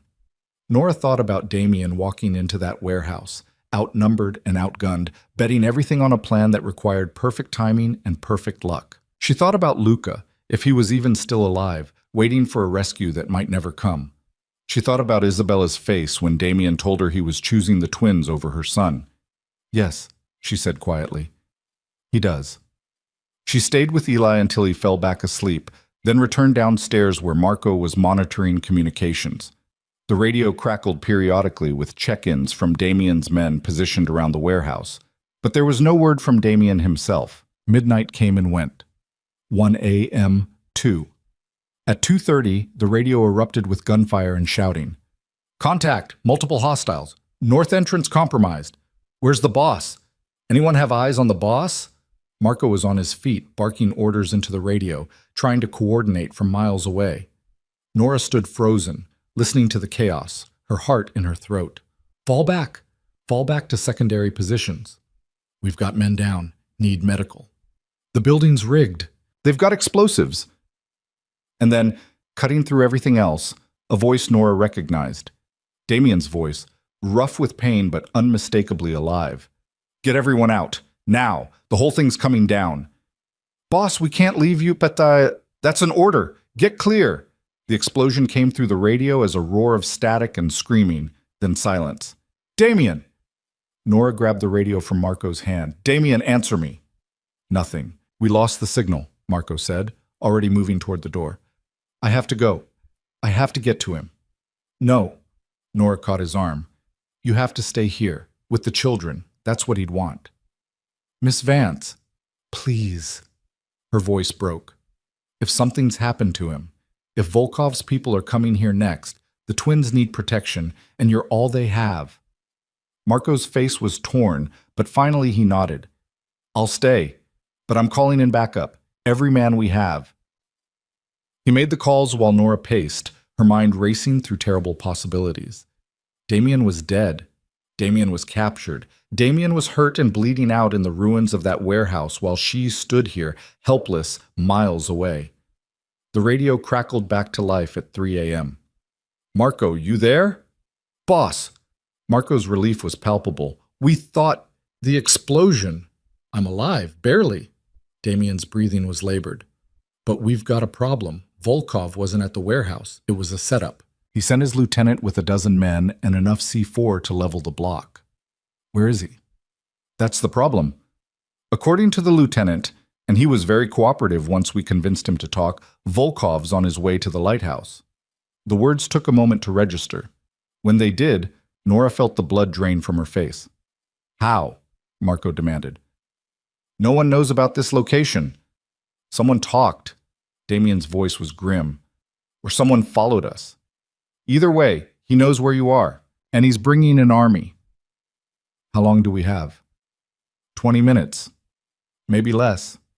A pause, heavy with meaning. Get them out, Marco. Get Nora and the children out now. There's nowhere to go, Marco said, looking around the isolated lighthouse. We're on a cliff. The only road is the way they'll be coming. Then go over the cliff. Nora's eyes widened. What? There's a path, Damien said quickly, on the north side of the lighthouse, carved into the rock. It leads down to a cove where my father used to keep a boat. The boat's probably gone, but there are caves. Hide there until I can get to you. Damien, that path hasn't been used in years. It's the only chance you've got. His voice turned fierce. Do it, Marco. Get them to the caves and keep them alive. I'm 10 minutes behind you, but if Volkov gets there first—" He didn't need to finish. They all knew what would happen. Marco was already gathering supplies, shoving water bottles and emergency supplies into a backpack. "We move now. Wake the children." Nora ran upstairs and scooped up both twins, jarring them awake. "We have to go, babies, right now." "Mama, what's wrong?" Maya's eyes were huge with fear. "Nothing, sweetheart. We're just going on an adventure. But we have to be very quiet and very fast." She carried Maya while Eli stumbled along beside her, still half asleep. Marco led them out the back of the lighthouse to where the cliff dropped away into darkness. The path he'd mentioned was barely visible, a narrow trail of crumbling stone that switched back down the cliff face, with nothing but a rusted chain bolted into the rock for safety. "You can't be serious," Nora breathed. "We can't take children down there in the dark." "We don't have a choice." Marco clipped a flashlight to his belt. "I'll go first. You follow with the girl. The boy can hold on to your jacket. Marco, Miss Vance, they're coming. We're out of time." As if to punctuate his words, headlights appeared on the coastal road. Multiple vehicles, moving fast. "Go," Nora whispered. "Go now." Marco started down the path, testing each foothold before committing his weight. Nora followed with Maya clinging to her like a koala, her small arms wrapped around Nora's neck in a death grip. Behind her, Eli held onto her jacket with both hands, his breathing quick and scared.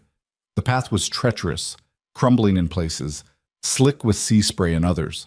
The wind whipped around them, trying to tear them from the cliff face, and below, the Mediterranean crashed against the rocks with a sound like thunder.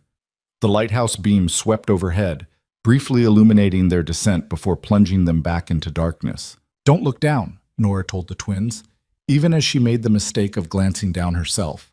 The drop was easily 100 feet, straight onto jagged rocks and churning water. One slip, one loose stone, and they would all fall.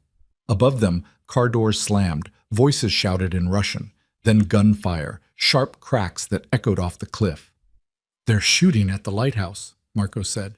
"Keep moving." Nora's arms were screaming with the effort of carrying Maya and maintaining her balance on the narrow path.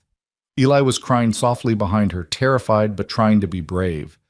They were maybe halfway down when she heard new voices above them, closer, right at the cliff edge. "There, on the path!" More gunfire, but shooting down at a steep angle in the dark made accuracy nearly impossible. Bullets sparked off the rocks around them, ricocheting into the void, and Maya screamed. "Almost there," Marco called up. "Just a little further." The cove appeared below them, a small crescent of sand protected by towering rock formations. The boat Damien had mentioned was indeed gone, but the caves he'd described were visible as darker shadows in the cliff face. They reached the bottom with Nora's legs shaking so badly she could barely stand, and Marco immediately herded them toward the largest cave. Inside it was pitch black and smelled of salt and fish and old fear. Marco positioned them at the back and took up a defensive position at the entrance, his gun drawn.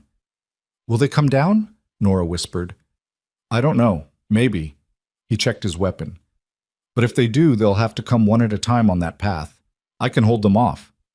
"For how long?" Marco didn't answer, which was answer enough. Nora held the twins close, their small bodies trembling against hers.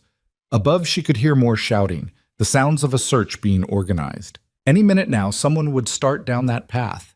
And then what? Marco would shoot them. They would shoot back. The cave would become a tomb. "Mama, I'm scared," Eli whispered. "I know, baby. Me too." "Where's Papa? Why isn't he here?" "He's coming," Nora said, and prayed it was true. "He's coming as fast as he can." Minutes crawled by like hours. The twins were silent now, too frightened even to cry. Nora could hear her own heartbeat, loud in the darkness, and the distant crash of waves, and somewhere above, the methodical sounds of men preparing to kill them. Then a new sound cut through everything else, the roar of an engine, powerful and close. A vehicle sliding to a stop above them with a screech of tires. More shouting, but different this time.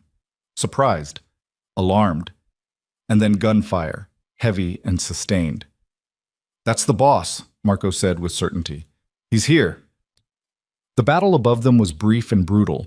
Damien had arrived with reinforcements, and the element of surprise was on his side. Nora could hear men screaming, orders being shouted, the distinctive crack of Damien's voice cutting through the chaos. Then silence. "Marco!" Damien's voice echoed down the cliff. "You down there?" "We're here, boss, all safe." "Volkov?" "Escaped. Took one of the vehicles and ran when you showed up." Damien cursed, the word carrying clearly in the still air. "Stay there. I'm coming down." He descended the path with the reckless speed of someone who'd done it 1,000 times, and when he reached the cave entrance, he was bleeding from a cut above his eye and favoring his left side. But he was alive. The twins saw him and ran, throwing themselves at him with cries of "Papa!" that made Damien's knees buckle. He caught them, held them, buried his face in their hair. "I've got you," he murmured. "You're safe. I've got you." Over their heads, his eyes found Nora's. The relief in them was so profound it made her chest ache. "Are you hurt?" he asked. She shook her head, not trusting her voice. "Good. That's good." He stood, still holding the twins, and looked at Marco. "How many did we lose?" 3 men, 2 wounded." Damien's expression went cold. "And Volkov?" "Headed north. We disabled one vehicle, but he took the other." "Then he's going back to the villa," Damien said, understanding flooding his face. "He's going after my mother, after Sophia." "Boss, we need medical attention. We need to regroup. We need to move," Damien interrupted. "Now, before he gets there." But even as he said it, his phone rang. He answered it, listened for 10 seconds, and the color drained from his face. "What is it?" Nora asked. Damien lowered the phone slowly. "That was Isabella. Volkov's at the villa. He has Sophia. And he says if I don't bring him the twins in the next hour, he's going to kill her." The words dropped into the cave like stones into deep water. "No," Marco said. "Boss, you can't." "I know what I can't do," Damien snapped. He set the twins down gently and turned to Nora. "Take them up to the vehicles. There's a medical kit in the SUV. Bandage anything that needs bandaging, and wait for me." "Where are you going?" "To end this." He checked his weapons, reloaded with quick, practiced movements. "One way or another, Volkov dies tonight." "Damien, you can't trade the children." "I'm not trading anything," he said. "I'm going to get my sister back. And then I'm going to make Volkov wish he'd never heard the name Moretti." He started for the path, but Nora caught his arm. "Let me come with you." "Absolutely not." "He wants leverage, something you care about. What if I went instead? Offered myself in exchange for Sophia?" Damien stared at her like she'd lost her mind. "Have you completely—" No, you're not going anywhere near him." "Then what's your plan? Storm the villa alone, get yourself killed? If that's what it takes." "And leave your children without a father?" Nora's voice rose. "After everything we've been through, everything you've said about protecting them, you're just going to throw your life away?" "I'm not throwing it away," Damien said. "I'm spending it. On family, the way my father did. The way every Moretti has done when it mattered." "That's not nobility," Nora said desperately. "That's suicide." "Maybe." Damien's eyes were dark and certain. "But it's my choice to make." He pulled free from her grip and started up the path. Nora watched him go, watched him climb toward almost certain death, and something inside her snapped. She turned to Marco. "Give me your phone." "Miss Vance, give it to me, now." Marco hesitated, then handed it over. Nora dialed the number she'd seen Damien use, the one that connected directly to the villa. It rang twice before a voice answered, Russian accent, coldly amused. "Moretti, I wondered when you'd call." "This isn't Damien," Nora said. "This is Nora Vance, the twins' mother." A pause. "Interesting. And why are you calling me, Miss Vance?" "Because I'm making you a deal," Nora said, her heart pounding. "You let Sophia go. You let Damien's family go. And I'll bring you what you really want." "The children?" "Me." Nora ignored Marco's sharp intake of breath. "I'm the one Damien cares about. I'm the one he came looking for. Take me, let everyone else go, and you'll have the leverage you need to control him." Volkov laughed. "A noble offer, but I think I'll take the children anyway. Better insurance." "You won't get them," Nora said. "Damien has them hidden, protected. It would take you days to find them, if you ever did. But me? I'm standing right here. One life for your freedom. That's the deal. Another pause, longer this time. How do I know you'll come alone? You don't, but you know Damien won't let his children anywhere near you. This is your only chance to get something he values enough to trade for. The villa, Volkov said. 1 hour. Come alone, or the sister dies. The line went dead. Nora lowered the phone and found Marco staring at her in horror. You can't do this, he said. The boss will kill me. Then he'll kill you. He's going to get himself killed if someone doesn't stop him, Nora said. This is the only way. This is insane. Maybe. Nora looked up at the path where Damien had disappeared. But it's my choice to make. She kissed the twins, told them to be brave, and started climbing before Marco could stop her. Above, the lighthouse still swept its beam across the dark water, a promise of safety that Nora knew was a lie. There was no safety. Not for people like them. There was only the choice between running and fighting, and Nora was done running. Nora found Damien halfway to his vehicle, already barking orders into his phone. She ran to him, grabbing his arm with enough force to make him turn. I called Volkov, she said before he could speak. I made a deal. The phone slipped from Damien's hand. You what? I offered myself in exchange for Sophia. He agreed. I have... She checked Marco's phone. 45 minutes to get to the villa. For a moment, Damien just stared at her. Then he grabbed her shoulders hard enough to bruise. Are you out of your mind? You can't... You don't just negotiate with a man like Volkov. I just did. Nora met his eyes steadily. And unless you have a better plan that doesn't involve you dying, this is what's happening. No, Damien's voice was steel. Absolutely not. I'll tie you up in that cave before I let you walk into that villa. Then Sophia dies, Nora said. And it'll be on you. Your choice, save your sister or save your pride. This isn't about pride. Damien was shouting now, his control completely shattered. This is about keeping you alive, you and the twins. That's all that matters. Then you should understand why I'm doing this. Nora pulled free from his grip. Because the twins need their father, and their aunt, and their grandmother. They need their family whole, Damien, not broken by your need to be the hero. I am not letting you die for me. You don't get to decide that, Nora's voice cracked. For 4 years, I made every decision about those children alone. I chose where they lived, what they ate, who they talked to, everything. And I was wrong. I know that now. But this is my choice, mine, and you're going to respect it. They stood toe to toe, both breathing hard, while around them Damien's men pretended not to listen. Finally, Damien spoke, his voice raw. I can't lose you. Not now. Not when I just found you again. The admission made Nora's eyes burn. You won't, because you're going to be right behind me, aren't you? You're going to have a plan, some brilliant tactical maneuver that saves everyone. Nora, tell me you have a plan, she begged. Tell me I'm not walking in there to die. Damien closed his eyes briefly. When he opened them, the strategist was back, the emotion locked down behind armor. I have a plan, but it requires perfect timing and you doing exactly what I say. I'm listening.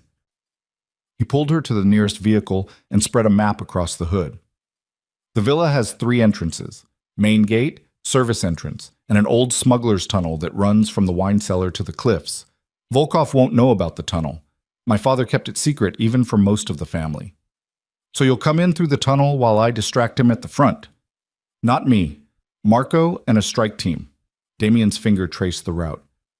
I'm going through the main gate with you. What? That's suicide. That's insurance, Damien corrected. Volkov wants leverage. If I'm there too, unarmed, surrendering myself along with you, he'll feel like he's won. His guard will drop just enough for Marco to make his move. Nora studied the map, her mind racing. And Sophia? Where will he be keeping her? Library, most likely. It's central, defensible, has only 2 exits. Damien pulled up security footage on his phone, somehow still connected to the villa's systems. Look, there. The screen showed Sophia tied to a chair in the library, her face bruised but defiant. Two guards stood by the door, and pacing in front of her like a caged animal was a man Nora assumed was Volkov, tall, blonde, with the kind of cold beauty that made her skin crawl. "How many men does he have inside?" she asked. "8 that we can see on the cameras. Maybe more hidden." Damien zoomed in on different angles. The attack on the lighthouse pulled most of his forces. This is a skeleton crew, but still dangerous. And Luca? Any sign of him? Damien's jaw tightened. No, either Volkov lied about having him, or he's being kept somewhere else. He looked at her. "There's a chance we're walking into this and my brother's already dead. You need to understand that." "I do." Nora touched his arm gently. "But we have to try. For your mother, for Sophia, for all of us." He covered her hand with his. "If this goes wrong, if I tell you to run. You don't look back. You get to Marco and the twins and you disappear. Promise me." "Damien, promise me, Nora." She thought about the twins waiting in that cave, probably terrified, definitely confused. She thought about the life she'd built in Seattle, the quiet safety she'd convinced herself was enough. She thought about this man in front of her, who'd torn her world apart and somehow started to put it back together, and made a promise she knew she wouldn't keep. "I promise." They drove to the villa in tense silence, Damien making call after call to position his men. Marco had already taken a team through the tunnel entrance. Others were spreading out around the perimeter, hidden in the olive groves and outbuildings. It was a coordinated assault waiting to happen, held back only by Damien's signal. The villa appeared ahead, lit up like a beacon. Every light was on, and Nora could see figures moving behind the windows. Armed men, waiting. "Last chance to back out," Damien said quietly. "Not a chance." He stopped the vehicle at the main gate and raised his hands in surrender as two guards approached, weapons raised. Nora did the same, her heart hammering so hard she thought it might break through her ribs. "We're here to see Volkov," Damien called out. "Tell him Moretti and the woman are here to negotiate." The guards exchanged glances. One spoke into a radio, listened, then nodded. "Out of the vehicle. Slowly.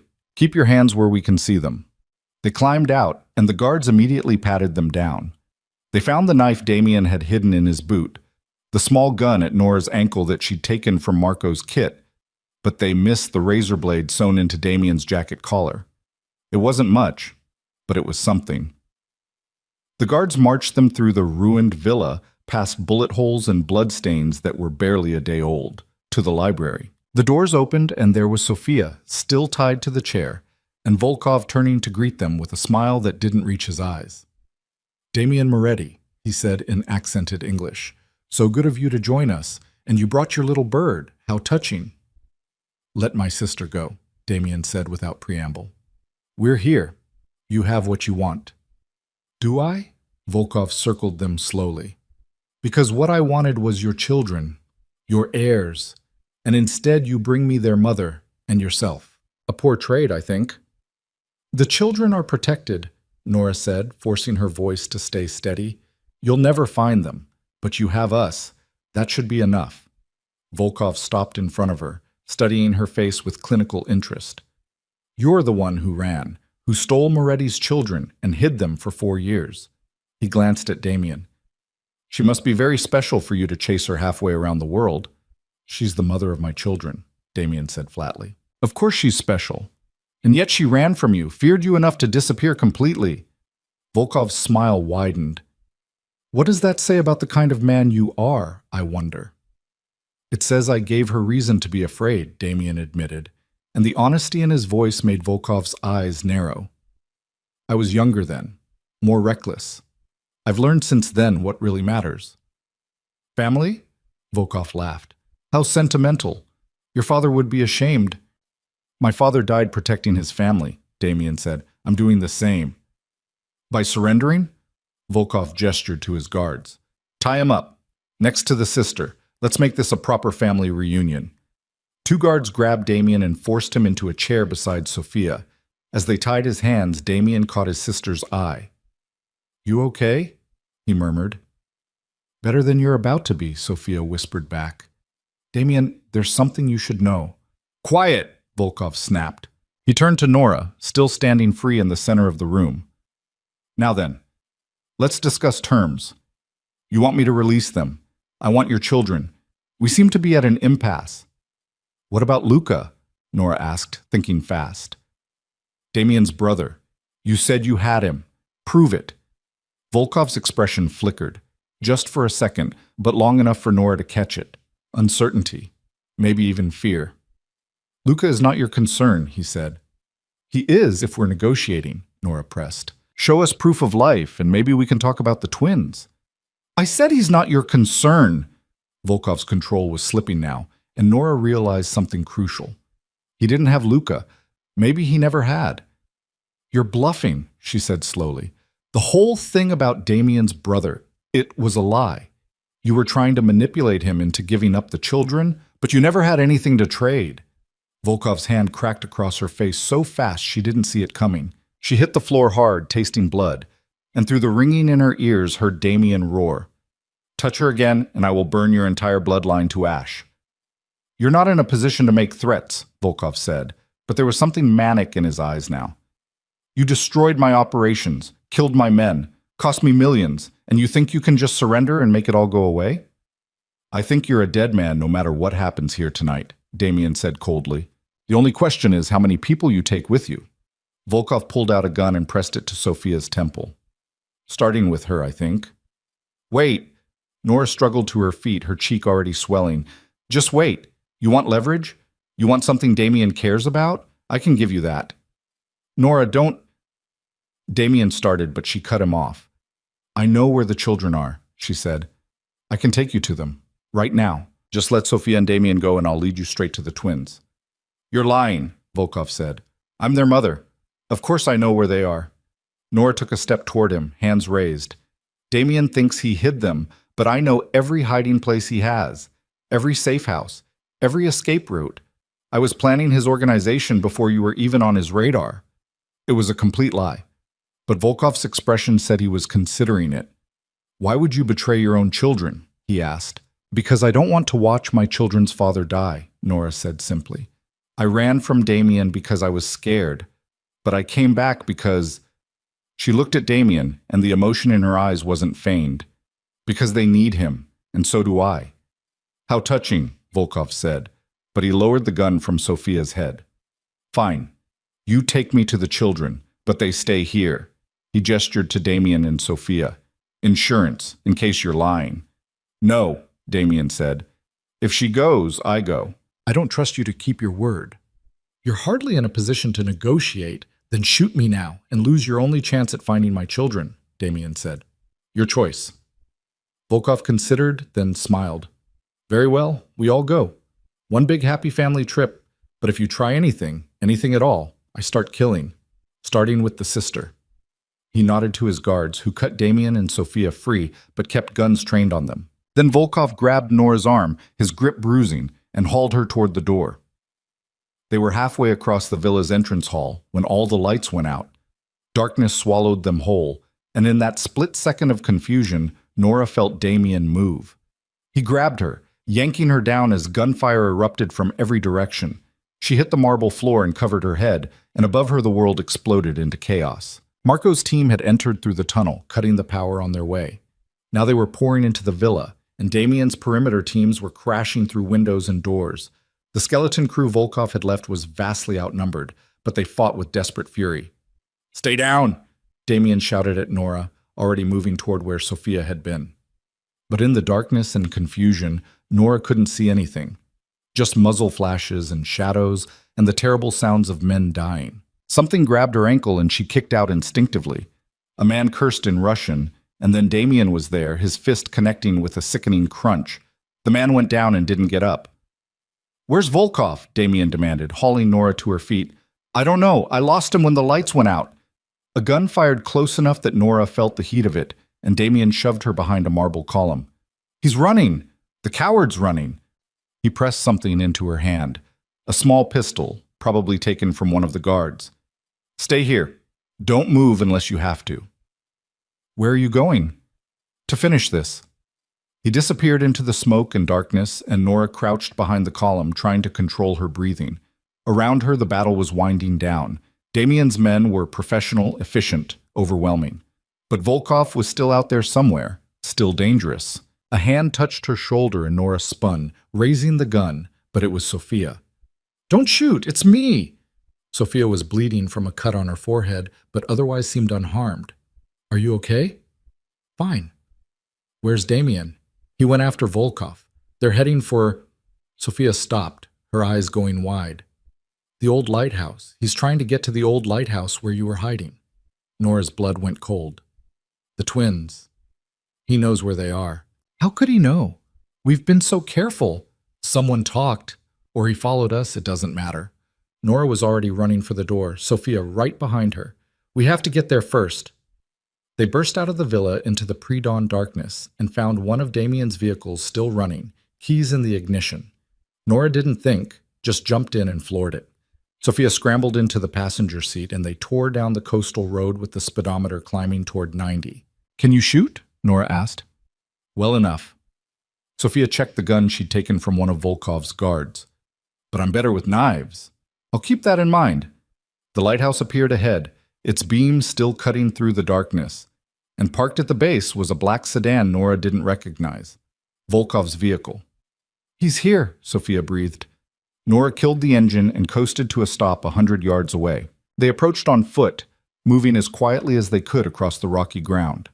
The lighthouse door was open, and inside Nora could hear voices. Volkov's voice, and another one. Smaller. Frightened. Maya. Nora's vision went red. She charged through the door without thinking, and the scene that greeted her stopped her heart. Volkov had Maya by the arm, his gun pressed to her head. Eli was on the floor, crying, and Marco was slumped against the wall, blood spreading across his shirt from a wound in his shoulder. "Mama!" Maya sobbed when she saw Nora. "Let her go," Nora said, raising her gun with shaking hands. "Please, she's just a child." "A child who's worth everything to Moretti," Volkov said, "which makes her the perfect insurance policy. Now drop the gun, or I pull the trigger." "Don't do it," Marco gasped from the floor. "Miss Vance, don't—" "I have to."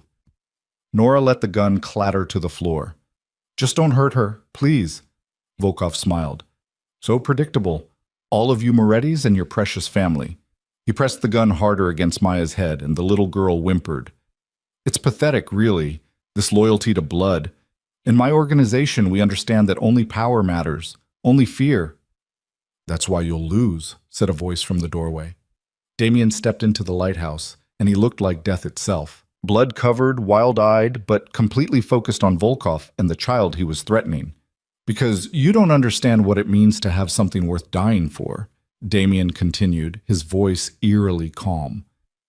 "You think fear is strength, but it's not. It's just fear. And eventually, everyone you've terrorized will turn on you." "Touching speech," Volkov said, "but it doesn't change the fact that I have your daughter. So here's what's going to happen. You're going to let me walk out of here. Let me get to my vehicle and drive away. And once I'm safely across the border, I'll release the girl." "You'll kill her the moment you're clear," Damien said. "We both know it." "Perhaps, but you don't have a choice." Volkov backed toward the door, dragging Maya with him. "Unless you want to watch her die right now." "Let me offer you a different option," Damien said. "You let my daughter go, and I let you die quickly instead of spending the next 3 days screaming." Volkov laughed. "You're in no position to—" He never finished the sentence.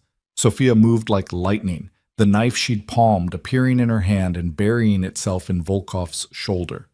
The Russian screamed, and his grip on Maya loosened just enough. Damien crossed the space between them in 2 strides and ripped Maya away, shoving her toward Nora. Then he turned on Volkov with a violence that was almost beautiful in its precision. The fight was brief and brutal. Volkov was wounded, off balance, and Damien was fighting for his children. There was no contest. Within seconds, Damien had Volkov on the ground, a hand around his throat, squeezing. "Wait," Volkov choked out. "Please, I can pay you. Tell you where my money is hidden. Anything." "There's nothing you have that I want," Damien said, "except your death." "Please," Volkov gasped. "Mercy." "You held a gun to my daughter's head," Damien said quietly. "There is no mercy for that." He squeezed harder, and Volkov's struggles weakened, then stopped. And Damien didn't let go until he was absolutely certain the Russian would never threaten his family again. Then he stood, turned, and found his children. Eli and Maya were clinging to Nora, both crying, and when Damien approached, they flinched. For a moment, he just stood there, looking at them with an expression of such raw pain that Nora's heart broke. "It's okay," she told the twins gently. "It's over now. You're safe." "Papa hurt the bad man," Eli whispered. "Yes," Damien said, his voice rough. "I did. To protect you. To make sure he could never hurt you again." "Are you going to hurt us?" Maya asked, her voice trembling. The question made Damien drop to his knees. "Never, never, Tesoro. I would die before I let anyone hurt you, including me." He reached out slowly, giving them time to pull away. But they didn't. Instead, slowly, hesitantly, they moved toward him. And when Maya's small hand touched his cheek, when Eli leaned against his shoulder, Damien closed his eyes and wrapped his arms around them both. "I'm sorry," he whispered. "I'm sorry you had to see that. I'm sorry for all of it." "It's okay, Papa," Maya said, her child's logic simple and pure. "You saved us." Nora watched them, this killer, and these innocent children, and understood something fundamental. Damien was both things at once, the monster and the protector, the threat and the shield. And the twins, young as they were, understood that in a way Nora was only beginning to. Sophia was helping Marco to his feet, and he waved off her concern. "Just a flesh wound. I've had worse." "You let him get past you," Sophia said, but there was no real accusation in it. "He cheated. Shot me from behind like a coward." Marco looked at Damien. "Boss, I'm sorry. I failed." "You kept them alive," Damien interrupted. "That's all that matters. Can you walk?" "Yes, sir." "Good. Then let's get out of here before the police show up. We've got a mess to clean up." The drive back to the villa was surreal. Nora sat in the back seat with the twins sleeping between her and Damien and watched the sun rise over the Mediterranean. The night had felt endless, but dawn came anyway. It always did. At the villa, Isabella was waiting, and when she saw them, saw Damien and Sophia alive, saw the twins safe, she collapsed in relief. Damien helped her to a chair while Sophia started giving orders to the cleanup crew. "Is it over?" Isabella asked. "Is Volkov—" "Dead," Damien confirmed. "It's over, Mama." "And Luca?" Damien's expression tightened. "He was never there. Volkov was bluffing, using our hope against us." Isabella closed her eyes, and a single tear tracked down her cheek. "Then my son is still gone." "Not forever," Damien said. "I'll find him. I swear to you, I'll bring him home." "How can you promise that?" "Because I didn't believe I'd ever find Nora or the twins," Damien said, looking at them. "And here they are. Miracles happen, Mama, even for people like us." Over the next few days, the villa slowly returned to order. Damien's men repaired the damage, replaced the windows, scrubbed away the bloodstains. The twins explored the gardens and played with the horses, slowly forgetting the terror of that night in the lighthouse. Children were resilient that way. Nora wasn't so lucky. She still woke up with nightmares, still jumped at sudden noises. But Damien was there, patient and steady, and slowly the fear began to fade. On the fourth day, she found him in his study, staring at a photograph. When she got closer, she saw it was a picture of a young man who looked startlingly like Damien, same dark eyes, same sharp jawline. "Luca?" she asked. "Yes, taken a week before the car accident." Damien set down the photo. "I've had investigators searching for 3 years. Nothing. It's like he vanished." "Maybe he did," Nora said gently. "Maybe he survived the crash and decided to disappear, start over somewhere new." "Without telling his family? Without a word?" Damien shook his head. "That's not Luca. He would have found a way to contact us." "Unless he couldn't, unless someone was preventing him." "You think he's being held somewhere?" "I think it's possible." Nora sat on the edge of his desk. "Volkov bluffed about having him, but that doesn't mean someone doesn't. Maybe a rival organization. Maybe someone who wants leverage against you." "I've thought of that," Damien admitted. "But 3 years, Nora. If someone was holding him for ransom, they would have made demands by now." "Not if they're waiting for the right moment." Not if they're playing a longer game. She touched his hand. Don't give up on him. Not yet. Damien turned his hand over, lacing his fingers through hers. I won't, but I also can't let finding him consume my life. Not when I have other people who need me here. The twins. And you. He pulled her closer until she was standing between his knees. I know I didn't say it before. During all the chaos and violence, but I need to say it now. Damien, I love you, he said simply. I think I loved you 4 years ago, but I was too stupid and too proud to recognize it. And when you left, when you took that future away from me, I understood what I'd lost. His hands framed her face.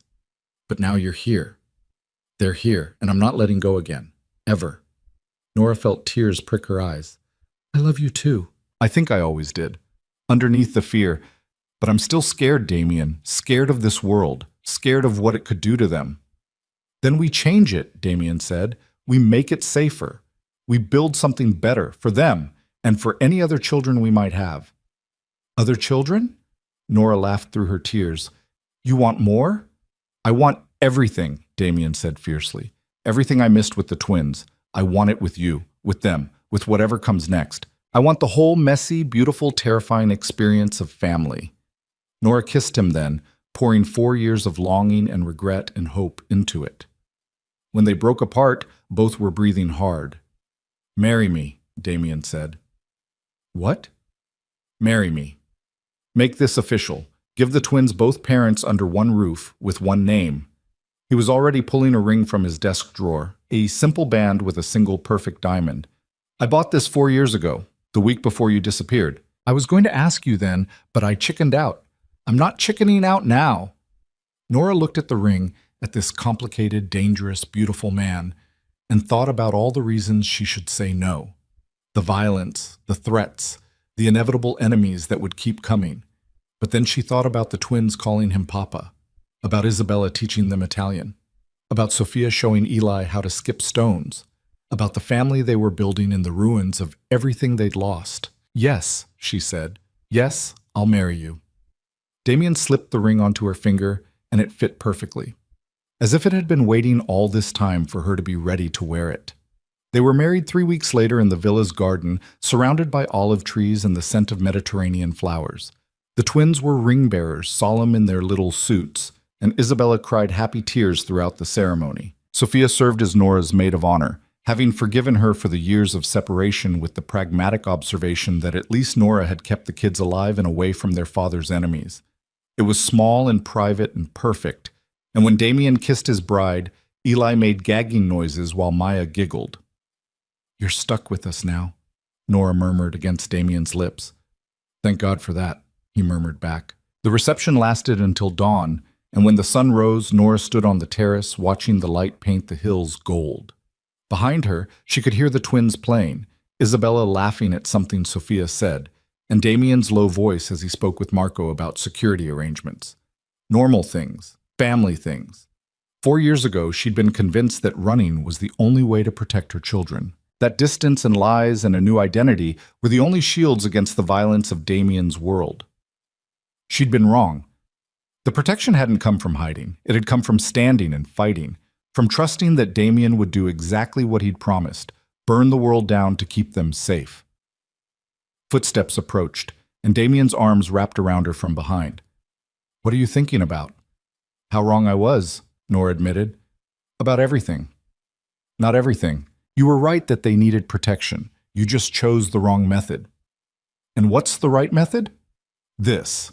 Damien gestured to the villa, to his family scattered through it. Building something strong enough that nothing can tear it down. That's how we protect them. Not by hiding from the world, but by making the world think twice before it challenges us. Spoken like a true crime boss, Nora teased. Spoken like a father, Damien corrected. There's a difference. A week later, Damien got the call he'd been waiting 3 years to receive. One of his investigators had found something, a lead on Luca's whereabouts. A clinic in Switzerland that specialized in traumatic brain injuries. A patient admitted 3 years ago after a car accident, no identification, no memory of his previous life. A patient with Damien's eyes and Luca's fingerprints. They flew to Switzerland the next day, bringing Isabella and leaving the twins with Sophia and a security team. The clinic was in the Alps, all clean white walls and professional calm, and the director met them with cautious optimism. "The patient we believe to be your son has made remarkable progress," she said in accented English. "But his memories are fragmented. He knows his name is Luca, knows he had a family, but faces and specifics elude him." "Can we see him?" Isabella asked, her voice trembling. The director led them to a sun-filled room where a man sat by the window, reading. He looked up when they entered, and Nora heard Isabella gasp. It was Luca, older, thinner, with scars along his temple that spoke of serious injury, but unmistakably him. He studied them with polite confusion. "I'm sorry, do I know you?" "Luca," Damien said, his voice rough with emotion. "It's me, Damiano, your brother."